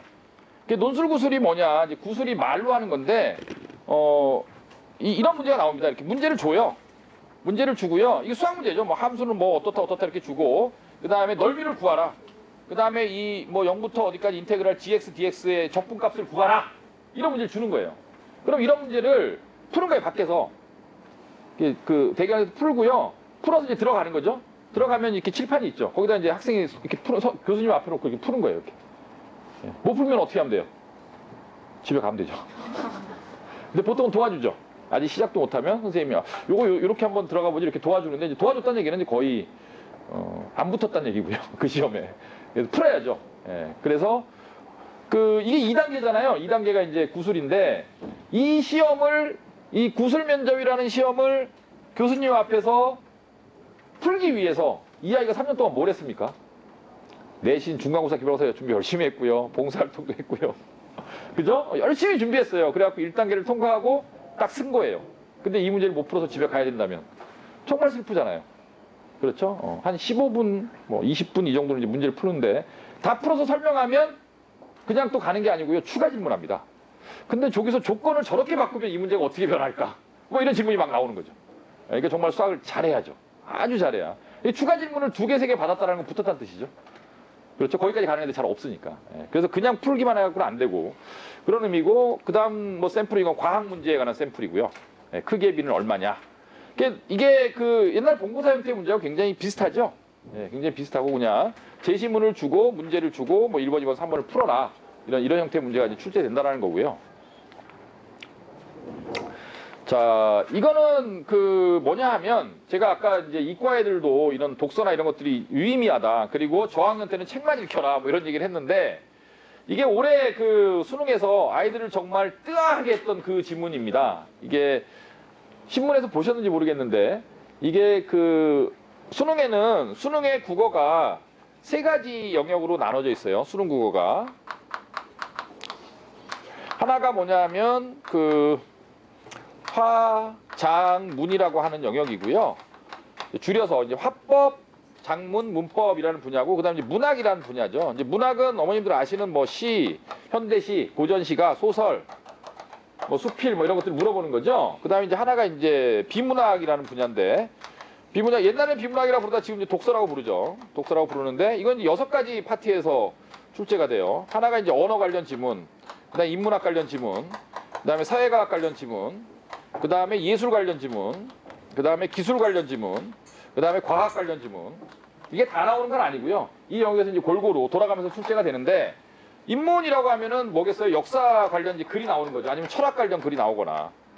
사회라 그러면 이제 정치 관련 글이 나오거나 경제 관련 글이 나오거나 이제 그런 글이 나오는 건데 요번 수능에서 이제 요거죠, 요거. 경제 관련 글. 경제 관련 글 중에서 환율에 관한 내용 중에서 오버슈팅이라는 단어를 갖다 설명하고 있는 그런 지문인데 이 지문이 여기 이렇게 쭉 내려가면 이렇게 쭉 길어요. 그래서 시험지에 거의 한 3분의 2 정도로 이 지문이 덮고 있거든요. 그리고 여기에 이 지문 하나에 몇 문제가 나오면 6문제가 출제가 돼요. 6문제가. 그래서 이제 신문에 이제 이 지문을 놓고 이제 말이 참 많았는데, 한국은행 직원이 이 문제를 풀었더니 6문제 중에 2문제를 틀리더라. 우리 아들이 풀면? 어떻게 될까요? 무슨 일이 생길까요? 자, 이거를 정말 실험 삼아서 이과 아이들한테 한번 읽혀보면, 여기서부터 한번 읽어볼게요. 정부는 국민 생활에 영향을 미치는 활동의 총체인 정책의 목표를 효과적으로 달성하기 위해 정책 수단의 특성을 고려하여 정책을 수행한다. 자, 정책 수단은 강제성, 직접성, 자동성, 가시성의 4가지 측면에서 다양한 특성을 갖는다. 강제성은 정부가 개인이나 집단의 행위를 제한하는 정도로서 유해식품 판매 규제는 강제성이 높다. 직접성은 정부가 공공활동의 수행과 재원 조달에 직접 관여하는 정도를 의미한다. 까지 7줄을 읽으면 위에 정책 수단이 몇 가지 측면이었지가 기억이 안 나는 게 이과 애들입니다. 아닌가요? 맞아요. 못 읽어요. 그렇죠? 어머님들도 물론 공부하신 지는 오래됐지만 가끔 신문도 보시고 잡지도 보시고 글을 읽으시잖아요. 글을 읽는 행위를 우리가 지금 한 거예요. 근데 우리 아이들이 이 6줄 정도를, 6줄 정도를 읽으면, 여기에서 지금부터 이제 열거가 강제성, 직접성, 자동성, 가시성이라는 용어가 나오잖아요. 이 용어를 이제 하나하나 설명해 나가는 거죠, 지금. 그럼 이제 이 4가지가 머릿속에 있어야 되는 거죠. 근데 한 6줄 읽으면 2가지, 강제성에 관한 글 읽고, 직접성에 관한 글 읽으면, 그 다음에 자동성, 가시성이 있었는지 없었는지가 기억이 안 나는 게 일반적인 아이들이라는 거예요. 그러니까 이제 제시문 독해가 안 되는 거예요, 제시문 독해가. 글을 읽는 훈련이 안 돼 있으니까. 그렇죠? 이게 굉장히 어렵죠. 그래서 제가, 저희 학원 이제 국어과 팀장이 우리 정혜영 선생님인데, 올해 수능 딱 끝나고, 둘이서 얘기하다가, 야, 정 팀장, 이거 우리 고3 애들 있잖아. 이 지문하고 또 하나 지문 2개가 굉장히 어려운 게 나왔는데, 우리 예비고사 올라가는 애들한테, 이런 지문, 이렇게 고난도 지문이죠. 그러니까 이 등급을 결정하는 지문이죠. 이런 게. 한 2 지문 정도 그런 게 나오는데, 이런 것들만 좀 집중적으로 훈련을 좀 시키는 그런 특강 같은 걸 좀 만들어 보면 안 될까? 이거 우리 애들이 이거 풀겠어, 내년에? 이런 거 또 나오면 풀겠어? 이렇게 물어봤어요. 그랬더니 우리 국어과 팀장님이 하시는 말씀이 그대로 제가 말씀드릴게요. 저한테 딱 제가 이런 걸 좀 프로그램 만들자! 그랬더니 딱 한마디로 불가능합니다. 무슨 뜻이에요? 고3 때 쳐서 그런 능력을 만들 수 없다. 그럼 어떻게? 그러면 또 정혜영 선생님 또 한마디로 틀려야죠. 그리고 나머지 거를 다 맞추는 게 이게 아니 선생님 입장에서 사실 할 소리는 아닌데 맞는 말인 것 같아요. 괜히 이거 하나 이런 질문 하나 맞추자 그러니 차라리 딴 거를 더 시켜서 성적을 올리자. 그러니까 이제 이런 거를 맞출 수 있는 아이들을 만들어내는 게 중3, 고1 때 사실은 해야 되는 거고 더 내려가면 초등중고 때 사실은 해야 되는 거죠. 그래서 제가 저학년 어머님들 설명회 하면 그렇게 독서를 이렇게 중요하다고 강조를 하고 그러는 거고. 영어도 마찬가지인데요. 영어가 90점이 1등급이잖아요. 그러면 이제 3점짜리 3개까지 틀리면 91점이죠. 그럼 되는 거죠. 이제 3점짜리 3개 틀리고 2점짜리 하나 틀리면 2등급이 되는 거죠. 그럼 이제 그걸 갈래는 또 지문들이 있잖아요. 애들이 가장 어려워하는 게 이제 빈칸입니다. 이 빈칸. 여기 빈칸 있잖아요. 요걸 골라라. 근데 이거를 제가 3학년 영어를 수업을 하다 보면 영어는 이렇게 애들이 많이 해요. 뭐 문법 이런 거 다 알고 뭐 틀린 거 맞춘 걸 골라내는 건 훈련이 다 돼 있으니까 돼 있는데 이 지문을 이걸 이제 한글로 바꾸고요. 한글로 바꾸고 요 밑에 이제 보기가 있잖아요. 이걸 한글로 바꿔요. 그 다음에 풀어보라 그래도 애들이 틀려요. 무슨 뜻이냐면 영어를 못해서 틀리는 게 아니고요. 국어를 못해서 틀리는 거예요. 국어를 못해서. 이것도 마찬가지로 쭉 읽다 보면요. 단어는 다 알아요. 단어는 다 아는데 무슨 말인지를 모르는 거죠. 이게 이제 제가 이과 바보라고 부르는 아이들이 있는데 수학하고 정말 잘하는데 국어 영어 이제 어떤 아이들이 이런 아이들이 많냐면 중학교 때 무슨 영재고 준비하거나 과거 준비한다고 오로지 그냥 수학 과목만 막 하다가 이제 책도 충분히 독서량도 굉장히 적고 국어 영어가 잘 안 되는 아이들 이런 아이들이 이런 현상이 나타나는 애들이 굉장히 많은 거죠. 그래서 많이 읽혀야 돼요. 방법은 뭐 딴 거 없습니다. 많이 읽히고 그다음에 이런 생각을 많이 하게 만들고 근데 이과 아이들은 제가 아까 말씀드린 대로 정답이 딱 떨어지지 않는 문제를 좀 접근하지 않으려는 경향이 굉장히 강하기 때문에 선생님 그래서 범위와 조건을 주시면 제가 X값은 구할게요. 그러나 이렇게 말로 좀 물어보지 마세요. 길게. 이런 게 이제 이과애들 성향이라 이런 좀 문제가 있다라는 거고요. 그 다음에 이제 학생부 전형은 제가 아까 다 말씀드렸던 건데 그 보통 6가지를 얘기합니다. 여기에 있는 행특 같은 건 이제 선생님이 이제 적어주시는 거니까 자격증도 애들마다 다른 거니까요. 있는 아이들도 있고 없는 아이들 꼭 이제 자격증을 따야 되는 건 아니고 여기서 이제 자율에서 이제 자, 그 다음에 그 동아리에서 동, 그 다음에 봉사에서 봉, 진로에서 진, 그 다음에 독서에서 독, 그 다음에 수상에서 수. 그래서 자동, 봉진, 독수라고 보통 약자로 얘기하죠. 이 6가지 영역에서의 내용을 하나씩 이제 채워 나가는 게 학생부 종합전형을 이제 그 준비해 나가는 아이들이고요. 그 다음에 지금부터 그 자기소개서에 그 쓸 내용들을 하나씩 이제 준비를 해야 되는 거죠. 뭐 소재가 없으면 글을 쓸 수가 없으니까. 자기소개서는 소설을 쓰면 안 되잖아요. 근거에 입각한 글이 나와야 되니까. 그래서 학생부 종합전형이 정말 어려운 전형이에요. 준비할 것도 되게 많고. 그래서 사실은 강남에서는 엄마들이 다 이렇게 막 들고 뛰고 난리라면서요. 이것 때문에 뭐 어디 가서 뭐 받고 어디 가서 뭐 받고 그래갖고 뭐 얼마 전에 어디 그 시사 고발 프로그램에도 나왔잖아요. 학생부 종합전형이 문제가 많다. 뭐 귀족 전형이다 이런 표현도 있고. 근데 사실 학생부 종합전형으로 그 한 학교에서 많은 아이들이 좋은 대학을 가기는 불가능해요. 학생부 종합전형에서 제일 중요한 게 뭐냐면 뭘 것 같아요? 내신이에요. 두 번째로 중요한 것도 내신이고요. 네. 내신이 안 되면 아무리 무슨 활동이 좋아도요. 일단 공부 못하는. 왜 그러냐면 우리가 1점대다 그러면 굉장히 잘하는 것 같지만 1점대 애들이 전국에 몇만 명이 있습니다. 몇만 명이. 근데 상위권대 대학 정원이 몇만 명이 안 돼요. 그러니까 1점대 애들로만 다 채워도 남는다는 얘기죠. 그러니까 대학의 입장에서 봤을 때는 일반고 기준으로 1점대 내지는 2점대 초중반 정도가 안 되는 아이들을 사실 쳐다볼 이유가 없는 거죠. 왜냐하면 걔네들 중에서도 이런 비교과 좋은 애들이 얼마나 많은데. 그래서 이제 내신이 정말 중요해요. 내신 베이스가 돼 있어야지 의미를 갖는 전형이다라는 거고요. 그래서 그 제가 이제 그 우리 학생 설명회 할 때도 아이들한테 하는 말인데 항상 이제 최대 가능성의 원칙에 따라서 내가 학생부 전형이든 특기자 전형이든 논술 전형이든 수능 전형이든 나는 다 할 수 있다고 생각하고 출발해라. 그중에 내가 안 되는 전형은 지금은 없다. 가면서 내가 이제 하나씩 부족하면 하나씩 없어지겠지만 처음에는 다 할 수 있다고 생각해라 라고 말을 하고 아이들 공부를 시키는데 학교에서는 사실 그 아까 제가 특기자 전형 중요한 똑같다고 좀 말씀드렸지만 학교에서 특기자 전형은 없는 전형이라고 생각해요. 실제로. 논술 전형도 없는 전형이라고 생각합니다. 실제로. 그러니까 학교에서 상담을 받으면 그냥 학생부 종합전형이 A부터 Z까지 이거밖에 없다라고 생각하고 아마 그런 경험들이 있으실 거예요. 다 이 얘기만 해요. 학교 가면. 예. 근데 사실 학생부 종합전형으로 몇 명이나 가는지 굉장히 의문입니다. 그런 자리를 오픈을 안 하니까. 학교에서 오픈하기 좀 어렵죠. 실제로 많이 못 가요. 좋은 대학은. 그 다음에 이건 이제 비교과 영역에 어떤 상이 있느냐를 샘플로 제가 이렇게 쭉 실어 놓은 거고 저희 상이 어떤 상이 있는지 궁금하시면 6층 복도에 가면 붙어 있죠. 올해 거 아직 안 붙였죠, 제가. 매년 저희가 1년에 한 번씩 가는데 저희 아이들이 받아온 상을 샘플로 보시라고 이렇게 붙여놓는데 이런 것들이고요. 수상 경력들, 그 다음에 자율활동은 뭐가 있고 동아리 활동은 뭐가 있고 뭐 이런 내역들이 쭉 나와 있고 그 다음에 이제 이거는 이제 봉사활동에는 뭐가 있고 이런 것들인데 사실 어떤 봉사를 꼭 해야 된다 이런 건 없어요. 사실은 없고 일단 그 봉사를 왜 했느냐가 중요한 거고요. 왜 그 봉사를 했느냐. 꼭 전공과 관련이 있어야 되는 것도 아니에요. 그런 것도 아니고 학생이 뭔가 계기가 있어서 이런 봉사를 하게 됐다라는 스토리가 있으면 되는 거고 근데 두 번째는 어떻게 했느냐가 중요해요. 여기서 어떻게는 시간수가 아니고요. 꾸준함이에요. 꾸준함. 그 다음에 그 봉사를 얼마나 진지하게 했느냐 이런 것들이 중요하고요. 진로 관련 활동들은 제한이 없습니다. 뭐를 하면 어떤 진로를 선택하는 아이가 뭐를 하는 게 좋다 이런 것도 없어요.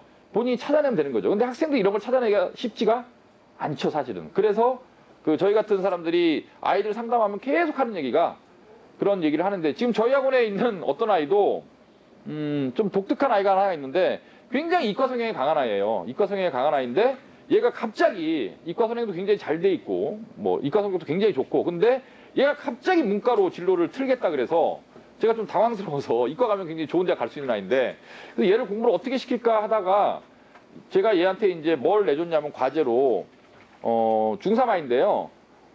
요번 방학 때 네가 그 비트코인 들어보셨죠? 예, 비트코인이라는 거에 대해서 서칭을 한번 쫙 해서 논문 하나 써봐라. 예, 그런 숙제를 내줬고요. 공부는 잘하는 애에서 지금 뭐 사실 저희 학원에 수학 수업은 안 듣고 있어요. 진도를 너무 많이 나가갖고. 그래서 그런 거 시켰고, 그 다음에, 아시는지 모르겠는데 트렌드 코리아 2018이라는 책이 있습니다. 제가 좋아하는 책인데 매년 사는 책인데 김남도 교수가 쓴 그 책을 읽고 그 선생님이랑 같이 얘기를 한번 해보자. 근데 그 책을 그냥 이렇게 문학 소설 읽듯이 읽지 말고 교과서라고 생각하고 읽어봐라. 왜냐하면 거기에 나오는 용어들이 다 문과 용어들이거든요. 예. 그 다음에 이제 뭐 그 사피엔스라는 이제 최근 그 소설인데, 아니 소설이 아니라 역사 인류학 책인데 그게 최근 이제 베스트셀러인데 그 책도 한번 읽어봐라. 이제 그래서 숙제를 내줬어요. 그런 숙제를 내주면 아이들이 쭉 읽어가면서 본인들이 이제 생각하는 그런 그 진로 이야기도 나올 것이고요. 관심 분야 얘기도 나올 거거든요. 그럼 거기에서 이제 너의 진로하고 이제 매칭을 시켜서 어떤 활동이 있을까를 찾아봐라. 이렇게 확장을 독서하고 진로하고 이런 것들을 합쳐갖고 자꾸 이제 말꼬리를 풀어 나가주는 거죠. 그러다가 이제 하나 던져줘. 이런 거 한번 해볼래? 이렇게 던져주면 할게요. 긍정적인 아이들 할게요. 선생님 저는 못해요. 안 해요. 싫어요. 바빠요. 이건 학생부 종합은 안 어울리는 거죠. 예. 학생부 종합을 준비하는 애들 중에 입에서 이제 바쁘다라는 얘기가 나오면 그 조금 문제가 있는 겁니다. 왜냐하면 당연한 거를 자꾸 얘기를 하니까. 바쁜 거예요, 당연히. 시간이 맨날 없는 거고요. 잠은 부족한 거고 당연한 건데 제가 오늘 그 상담 전화를 받았는데 저희 학원에 안 다니는 아이인데 얘기를 들으셨나 봐요. 그래갖고 아니 거기는 예비고일 아이들을 월화수목금토를 다 부른다면서요? 이렇게 얘기를 하는 거예요. 그래갖고 제가 당연하죠. 12월 26일부터는 월, 화, 수, 목, 금, 토, 일을 다 부릅니다. 네, 그랬더니 허허 그러는 거예요. 어머님이 허허. 그래갖고 제가 이렇게 그 전화를 하면서 뭐라고 여쭤봤냐면 어머니 처대시죠? 제가 물어봤어요. 네. 어떻게 알았겠어요? 처대인지. 네? 허허. 아니 무슨 우리 이렇게 통화하면서 우리 애기라 그래. 우리 애기가 그 학원을 보내달라는데 그래갖고 아 네 애기인데 중3인데 대학 가야 되는데 월화수목 금토를 나온다는 사실에 놀라시고 월화수목 금토일을 나와서 공부한다는 사실에 어허라고 하시면 조금 어렵다. 그러니까 대한민국 고등학생이 공부를 주 며칠 하는 거죠? 주 7일 하는 거 당연한 거죠. 그게 뭐가 이상해요. 당연히 월화수목 금토 다 공부하는 거지. 그렇게 안 하셨어요 고등학교 때? 안 하셨어요? 안 하신 모양이네. 예, 저는 그렇게 했는데 월화수목금토를 다 공부하는 게 당연한 거고요. 시간만 나면 공부하는 거죠 당연히. 시간만 나면 공부하는 거고 맨날 바쁜 거예요. 그게 이제 너무너무 당연한 건데 그걸 갖다가 이상하게 생각하면 제가 이렇게 말씀드린 여러 가지를 해야 되는 뭐 봉사도 해야 되고 무슨 동아리 기획도 해야 되고 책도 읽어야 되고 이런 전형을 준비해야 되는 내신도 좋아야 되고 이런 전형을 준비하기가 어려운 거예요. 그런 아이는. 그러니까 어머님들 생각대로 이렇게 애들을 자꾸 이렇게 끼워 맞추려고 그러지 마시고요. 안 되는 건 과감하게 접는 것도 방법이에요. 뭐 안 되는 걸 자꾸 이렇게 붙잡고 있으면 뭐예요? 접어버리면 되지. 그러면 제가 아까 말씀드렸잖아요. 이런 아이들은 편하다고. 전형이 한 가지면 얼마나 편해요. 야 너는 내신 안 좋으니까 학생 못 가. 너 활동성도 없고 종합도 꽝. 그렇잖아요. 너는 국어 영어 안 되니까 뭐야 수능 정시도 못 가. 뭐 남았어 이제. 논술이요. 그래 너 수학광만 해. 와 아무것도 안 해도 수학광만 해. 그게 오히려 더 좋을 수도 있다라는 거죠. 종합전형 준비하는 애들은 굉장히 부지런해야 되고. 저희 아이들 종합전형으로 가는 아이들 이제 제가 우리 그 아이들 대상으로 이제 학생 설명회를 하나씩 해줄 건데 걔네들은 이제 고등학교 때 사는 거 보면 뭐 정신 하나도 없어요. 정말 바빠요. 맨날 뭐 어디 가 있고 그 이런 봉사활동 진로활동은 이제 본인이 유의미한 것들을 찾아내서 저희가 도움을 주지만 그렇게 진행하는 게 맞다는 얘기고요. 그래서 아까 제가 말씀드린 게 이제 책을 읽는다라는 것, 뭐 논술구실이라고 써놨지만 그 이클래스라는 수업 말씀드리는 책을 읽는다라는 것은 이런 아까 마지막에 보는 그런 시험도 대비하기 위함도 있고요. 그 독서의 과정이 사실 그 안에 다 들어있죠. 이렇게 책을 읽다 보면 그 학생부에 기록할 수 있는 그 책이 있어야 되잖아요. 독서록 올릴 책도 그 같이 준비하는 게 되고 대회 중에 그 여태까지는 사실 문과 아이들이 주로 나가는 대회가 뭐 영어 관련 대회, 글쓰기 관련 대회, 토론 관련 대회 이런 거였고 이과 그 아이들이 주로 나가는 대회가 수학 대회, 과학 대회였는데 이런 그 문과 이과의 이런 그 통합화 현상이 이렇게 좀 그 점점 확대가 되다 보면 저는 이과 아이들도 영어도 잘하고요. 그 다음에 토론도 잘하고 이런 아이들이 굉장히 유리해질 거라고 봐요. 이제 그런 인재를 원하는 니드가 대학에서 계속 생기고 있다는 거예요. 그러니까 아까 그런 거 자꾸 보는 거 보니까. 그래서 이제 그 학생부 종합에서 비교과도 상시적으로 대비할 수 있는 그런 장치가 된다. 그 다음에 책을 읽는다라는 행위는 아까 제가 그 환율 문제 보여드렸잖아요. 이제 그런 문제를 해결하는데도 굉장히 도움이 된다라는 거죠. 그래서 여유가 있다면 이런 독서 관련 활동도 계속하는 게 좋을 것 같다. 이런 뜻이고. 그다음에 이건 저희 뭐 어떻게 구성된다라는 거고요.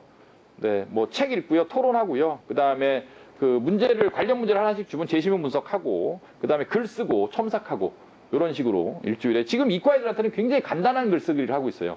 애들 힘들게 하지 않는. 네, 근데 토요일 날 아침에 이제 1시간 동안 글쓰기를 시키고 있거든요. 아침에 이제 9시부터 글을 1시간 동안 써라. 근데 우리 애들이 어떤 애들이냐면 글을 1시간 동안 쓰라 그러면 10분 만에 다 써요. 그리고 수학 숙제를 해요. 시간이 모자라니까. 얘들한테 글쓰기는 의미가 없는 거예요. 이거는 뭐 왜냐하면 글을 짧게 썼다고 혼내지 않거든요. 근데 수학 숙제는 다 안 하면 혼나잖아요. 그러니까 글쓰기는 빨리빨리 치워버리고 바로 그래갖고 제가 이번 주 토요일 날 글 쓰는 방에 들어갔더니 한 15분 지났어요. 잘 쓰고 있나? 애들 쓰는 거 들어갔더니 전부 다 수학 풀고 있어. 니네 빨리 수학 다 안 넣어? 빨리 글 똑바로 쓰라고. 이제 그러고 나왔는데 어쨌든 글을 쓰는 과정은 이제 본인의 논리력을 향상시키는 과정일 수도 있고요. 그런 과정을 통해서 아이들이 글을 읽는 힘도 많이 늘어나니까 이런 걸 하면 좋습니다. 시간이 없어서 이제 좀 문제지. 이건 이제 선생님들, 뭐 우리 담당하는 선생님들, 박공 선생님, 뭐 이 박공 선생님이 애들한테 굉장히 인기가 좋은가 봐요. 최근에. 그래서 자꾸 제가 어떤 아이한테 물어봤는데 너 이 수업이 좋은 거야, 선생님이 좋은 거야? 정확하게 얘기를 해. 그랬더니 너무 그러니까 본인들이 생각하지 못했던 걸 자꾸 생각하게 해줄 수 있게 해줘서 참 좋다.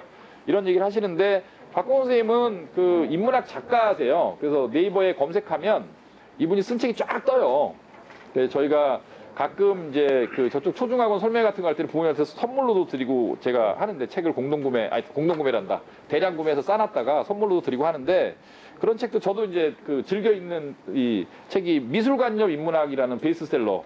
그건 베스트셀러인데 그 책 저자시기도 하고 뭐 굉장히 많은 한 20종이 넘는 책이 이미 출판되고 지금도 계속 그 책을 저술 활동을 하시고 강연도 많이 하세요. 뭐 서울시 교육청 강연도 하시고 뭐 어디 도서관 국립도서관 강연도 하시고 어디 고등학교 가서 강연도 하시고 인문학 강연이죠. 이런 걸 주로 하시는 분인데 강연도 굉장히 잘하시고요.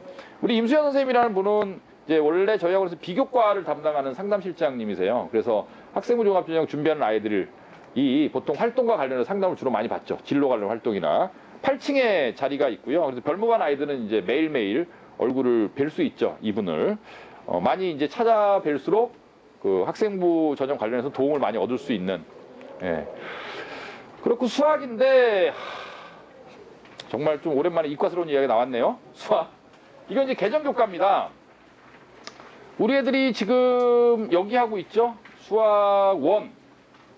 그렇죠? 지금 예비고일 아이들 기준으로 예비고일 아이들은 이제 제일 그 빠른 아이들이 이제 수학 1 마지막을 하고 있고요. 이제 방학을 하면 이제 수2로 넘어가겠죠. 예, 방학 수2로 넘어가고 이 수2가 끝나면은 이게 여기까지가 원래 정규 교육 과정으로 고2까지 끝나는 거예요. 예비고일 기준으로 말씀드리는 겁니다. 고2까지 끝나는 거고, 자 미적분부터는 이게 현 고일은 미적분 1, 미적분 2 이렇게 돼 있잖아요. 그렇죠? 근데 예비고일은 이제 이 수학 2가 미적분 1에 해당하는 거고요.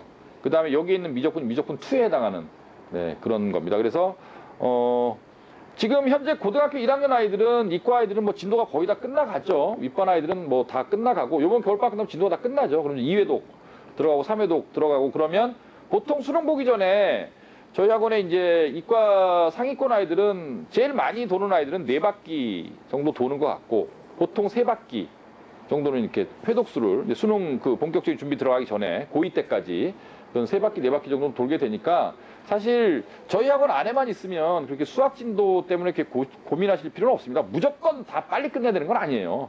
물론 선행이라는 게 굉장히 유의미하지만 어차피 뭐 1학년 겨울 정도 지나면 다 끝나니까 그 2년이라는 시간이 남으니까요. 그 저희 학원 진도 스케줄대로 너무 이렇게 욕심내지 마시고 찬찬히 그 흔들리지 않게 그러니까 흔들리지 않는다라는 거는 어떤 경우가 제일 문제냐 하면 뭐 여기 미적분 들어가 있는 거죠. 미적분 들어가 있는데 아이가 선행을 쫙 나가서 근데 여기 앞에 있는 수원의 개념을 모르는 경우 미치죠. 네, 이거 어떻게 해야 돼요? 근데 얘가 이제 고2 겨울방학이 눈앞인데 네, 이런 문제가 생기면 안 되는 거예요. 단단하게 흔들리지 않게 꼭꼭 눌러가면서 이렇게 이제 그 선행을 시키는 게 맞고 그 뭐 1회독, 2회독 할 때는 이제 빨리빨리 좀 나가다가 좀 3회독 가면서부터 이제 단단하게 이제 굳히는 작업을 하고 그래서 이제 펑크난 게 없는 상태에서 윗학년으로 넘어갈 수 있도록 네, 이렇게 수학 로드맵은 이제 반마다 다 다르니까요. 보통 뭐 처음에는 6단계, 7단계로 나눠지는데 나중에 가면 이제 3단계 정도로 이렇게 통합되죠. 네, 다 끝나가면 그런 식으로 이제 아이들 수준별로 이렇게 로드맵이 짜져 있습니다. 경시반은 이거는 이제 어떤 수업이냐면 이제 그 보통 고등학교들이 수학 경시를 안 하는 학교는 거의 없어요. 뭐 경시라는 이름이 약간 거부감이 있어서 무슨 수학 왕 선발 대회 뭐 이름은 여러 가지를 하지만은 이제 교내 경시를 안 하는 학교들은 거의 없는데, 사실 제가 아까 그 일반 전형 그 요건을 얘기하면서 상이 많아야 된다. 이과에서 제일 중요한 상은 뭐니 뭐니 해도 수학상입니다. 예, 보통 우리의 인식 속에도 그 학교의 1등은 수학 1등이죠. 그죠? 이 학교에서 누가 1등이냐면 수학 1등이 1등인 거죠. 예, 수학 잘하는 애가 최고인 거고.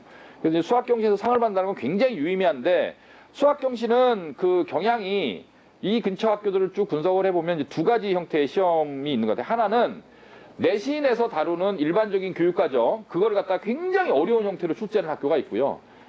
또 하나는 굉장히 경시틱한 문제들 있죠. 그러니까 뭐 보통 한 문제 30분, 40분 걸리는 문제를 한 서너 문제 주고 그것만 갖고 이제 그 선발하는 학교도 있고. 그래서 저희가 예비고일 아이들은 내일 저녁에 이제 이 경시반 대상자 선발 시험을 봅니다. 제가 누가 시험을 봐라라는 거는 그 한 20몇 명 정도 이렇게 대상자를 정해놨고요. 걔네들 시험을 봐서 요 반에 들어갈 아이들을 갖다가 이제 선발하게 되고, 우리 이태영 쌤이 제가 아까 말씀드린 그 과거 나왔다는 그 백지 내줬다는 선생님, 네, 카이스트 출신의 약간 그 좀 이상한 선생님인데, 저한테는 이상해요.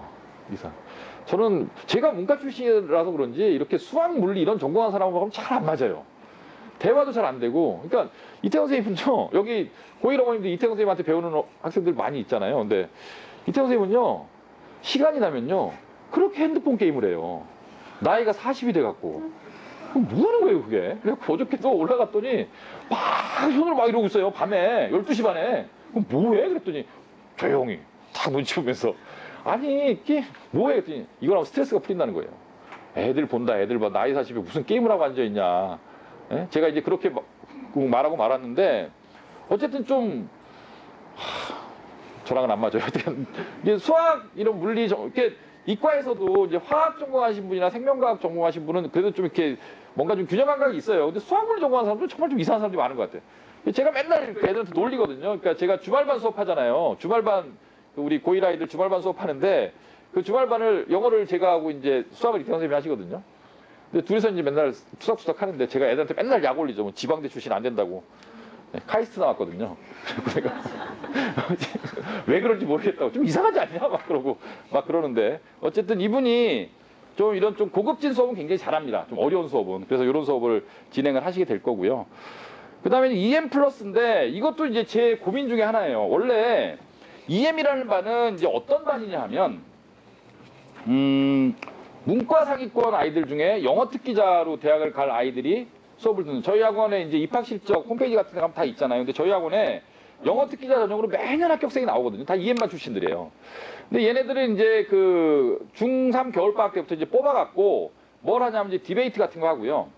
그 다음에 토픽 라이팅이나 주제별로 글쓰기 하는 거예요. 글쓰기 하고, 그 다음에 이제 프레젠테이션도 본인들이 PPT 만들어갖고 발표도 하게 하고, 이런 이제 수업인데, 이제 이런 그 과정을 겪게 된 아이들이 이제 대학을 갈 때는 어떤 경로로 가게 되냐면, 일단 그 학생부상에 영어 관련 활동이 굉장히 많아요. 뭐 영어 무슨 그 말하기 대회 상도 받고, 뭐 관악구청 영어 그 말하기 대회 나가서 뭐 입상도 하고, 그 다음에 영어 동아리도 하고, 영자 신문도 만들고 막 이런 거죠. 영어 에세이 대회도 나가고, 이런 활동을 하고, 봉사도 영어로 하고, 뭐 무슨 편지를 번역해주는 봉사라든가, 아니면 외국인들한테 뭐 가이드 해주는 봉사라든가, 봉사로 해서 이제 나중에 그 이런 영어 특기자류의 전형은 1단계가 에세이입니다. 영어로 된 서류를 내는 거예요.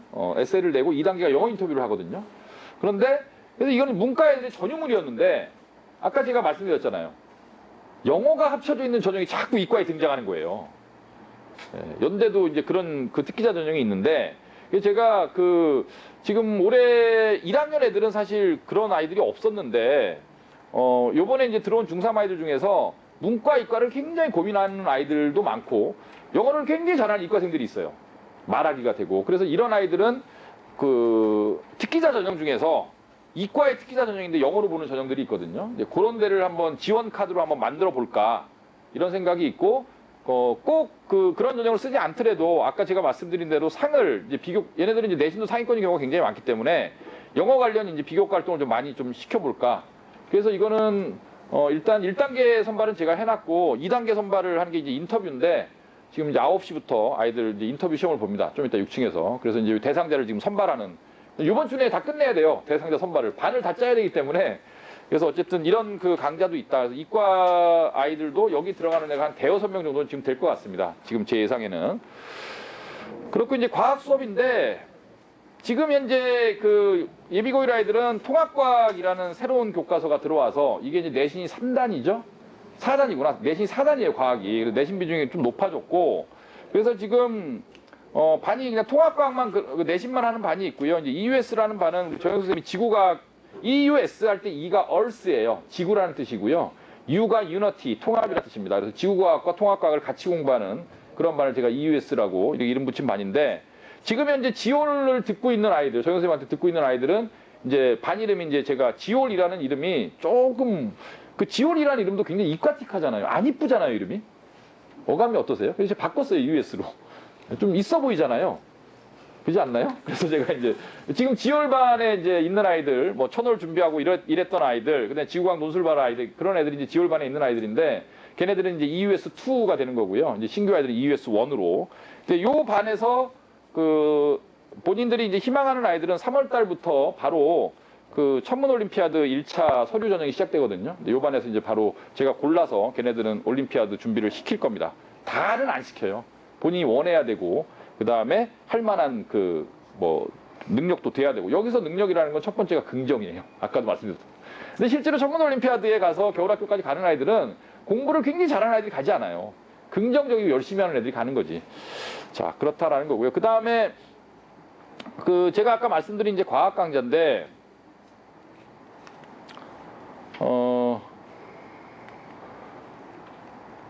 일단 물리는 이제 두 반입니다. 이제 하나는 이제 인증반인데요. 인증반은 이 황상득 선생님이라는 분이 하시는데, 인증이라는 건 무슨 뜻이냐면 한국물리학회라는 학회가 있어요. 한국물리학회에서 고등학교 애들한테 물리 자격증을 주는 거예요.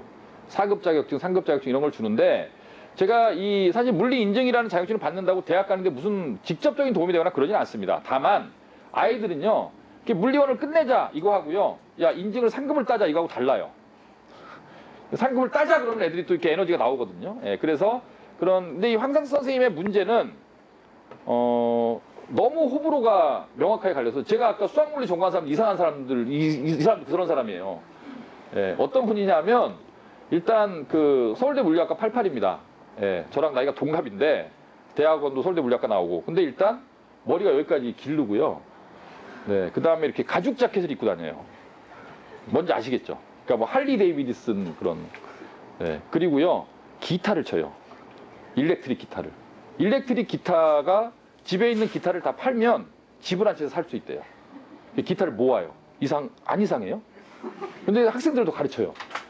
네, 정말 좀 이상한 분이죠. 근데 우리 그 졸업생들 중에서 매니아가 가장 많은 선생님이에요. 매니아가 많아요, 매니아가. 그러니까 특히 남학생들 중에 그런 애들 있잖아요. 또 이런 코드를 좋아하는 애들이 있어요. 네, 저랑은 정말 안 맞는데. 어쨌든 그래서 이분이 인증반을 하는데, 여기는 아무래도 좀 소수반이에요. 이거는 이제 기준이 뭐냐면, 일단 수학을 굉장히 잘하는 아이들 중에 요번에 저희가 과학 시험 본 게 물리 점수가 뭐 거의 다 맞거나 하나 틀리거나 요 정도 아이들은 이제 주로 여기다가, 그 다음에 이제 전공도 화생 쪽보다는 이제 물리 쪽에 가까운 아이들은 이쪽에도 많이 넣었고요. 그 다음에 여기는 이제 나머지 아이들, 일반적인 아이들, 물리 원을 그냥 코스웍대로 밟아갈 아이들, 물리 A반, 이렇게 반이 갈라지고, 이제 화학도 우리 이제 이동영 선생님은 우리 과학 선생님들 중에서 가장 뭐라 그럴까요? 일반적인 사람 같은 대화도 되고 말끔하고 이제 스마트하고, 이분은 이제 수업을 저런 수업까지 다 하셨어요. 무슨 약학대학원 수업이나 의전 아시죠? 의학전문대학원, 약학전문 이런 대학생들 가르치는 수업도 다 하시고, 화학 대학원 연대를 나오셨는데 화학 관련해서는 또 우리나라에서 또 손꼽히는 강사 중에 하나입니다. 저희 학원에 딱 하루 오세요. 하루 와서 1학년 한 반, 2학년 한 반, 3학년 한 반 딱 한 반씩만 이렇게 진행하시고, 우리 이동영 선생은 애들이 제일 좋아하는, 나이가 제일 젊죠. 애들은 수학 선생님인 줄 아는데 서울대 화학교육과 출신에 원래는 과학인데 요새 바쁘니까 애들 수학 질문 받아주는데 애들이 제일 좋아하는 선생님이죠. 예, 애들이 뭐 거의 뭐 친구처럼 막 안고 그러는, 오면 안아요 막 여자애들이. 왜 그런지 모르겠어요. 뭐 그런 선생님이고, 예, 최경민 선생님도 저희 생명과학 지금 9년째 강의하고 있는, 네, 저희 학원의 아주 베테랑 강사입니다.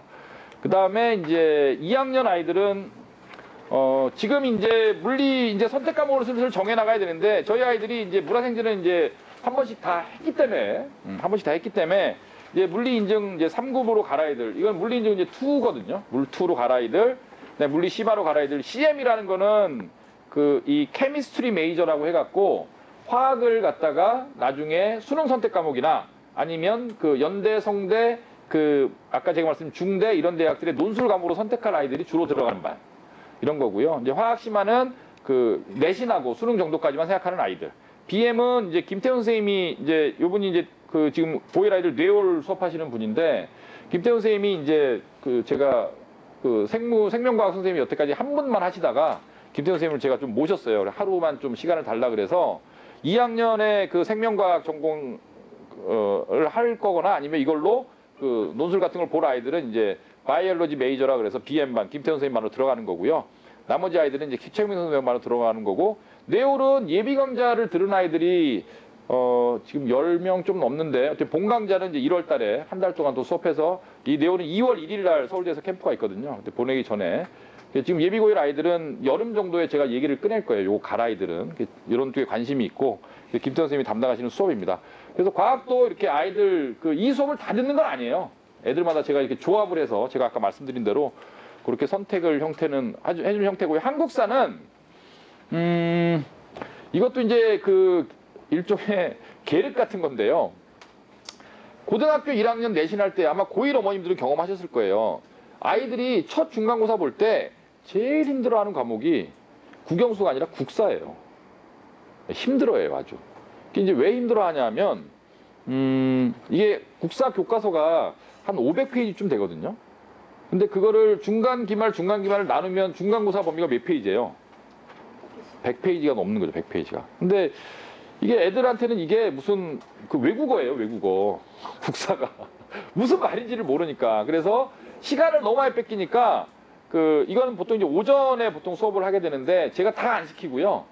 꼭 이 내신 고1 내신을 올1을 꼭 맞춰야겠다라는 생각이 있거나 아니면 중학교 때 국사 때문에 고생을 좀 많이 했거나 그래서 이제 중간고사 볼 때 실제로 국영수에 많은 시간을 쏟아야 되는데 국사 때문에 시간을 다 낭비할 가능성이 굉장히 높은 아이들 뭐 이런 아이들만 제가 선별해서 국사 특강을 넣을 겁니다. 근데 이거는 뭐 본인 학생이 안 듣겠다고 억지로 듣게 할 생각은 없고요. 근데 이제 저는 아무래도 리스크를 해지하자는 차원에서 시간 있는 방학 때 좀 해놓는 게 좋지 않나 뭐 이런 생각으로 이제 개설하는 강좌인 거죠. 겨울방학 프로그램은 뭐 수업 있고요. 뭐 별무반 종일반은 지금 1학년 아이들도 슬슬 이제 도망가려는 아이들이 하나씩 나오는데 이제 한 1년 다녀보니까 도망가고 싶죠. 예. 근데 이제 방학 때는 가능하면 우리 저기 나가 있는 우리 저기 뭐 주말반 아이들도 좀 별마다 보내세요. 집에서 공부 잘 안 할 거잖아요. 예. 제가 그 학생들 가르치면서 원칙으로 갖고 있는 게 몇 가지가 있는데 그 중에 하나가 뭐냐면 전국 1등도 믿지 말자예요. 전국 1등도 내가 감시가 소홀해지면 얘는 논다.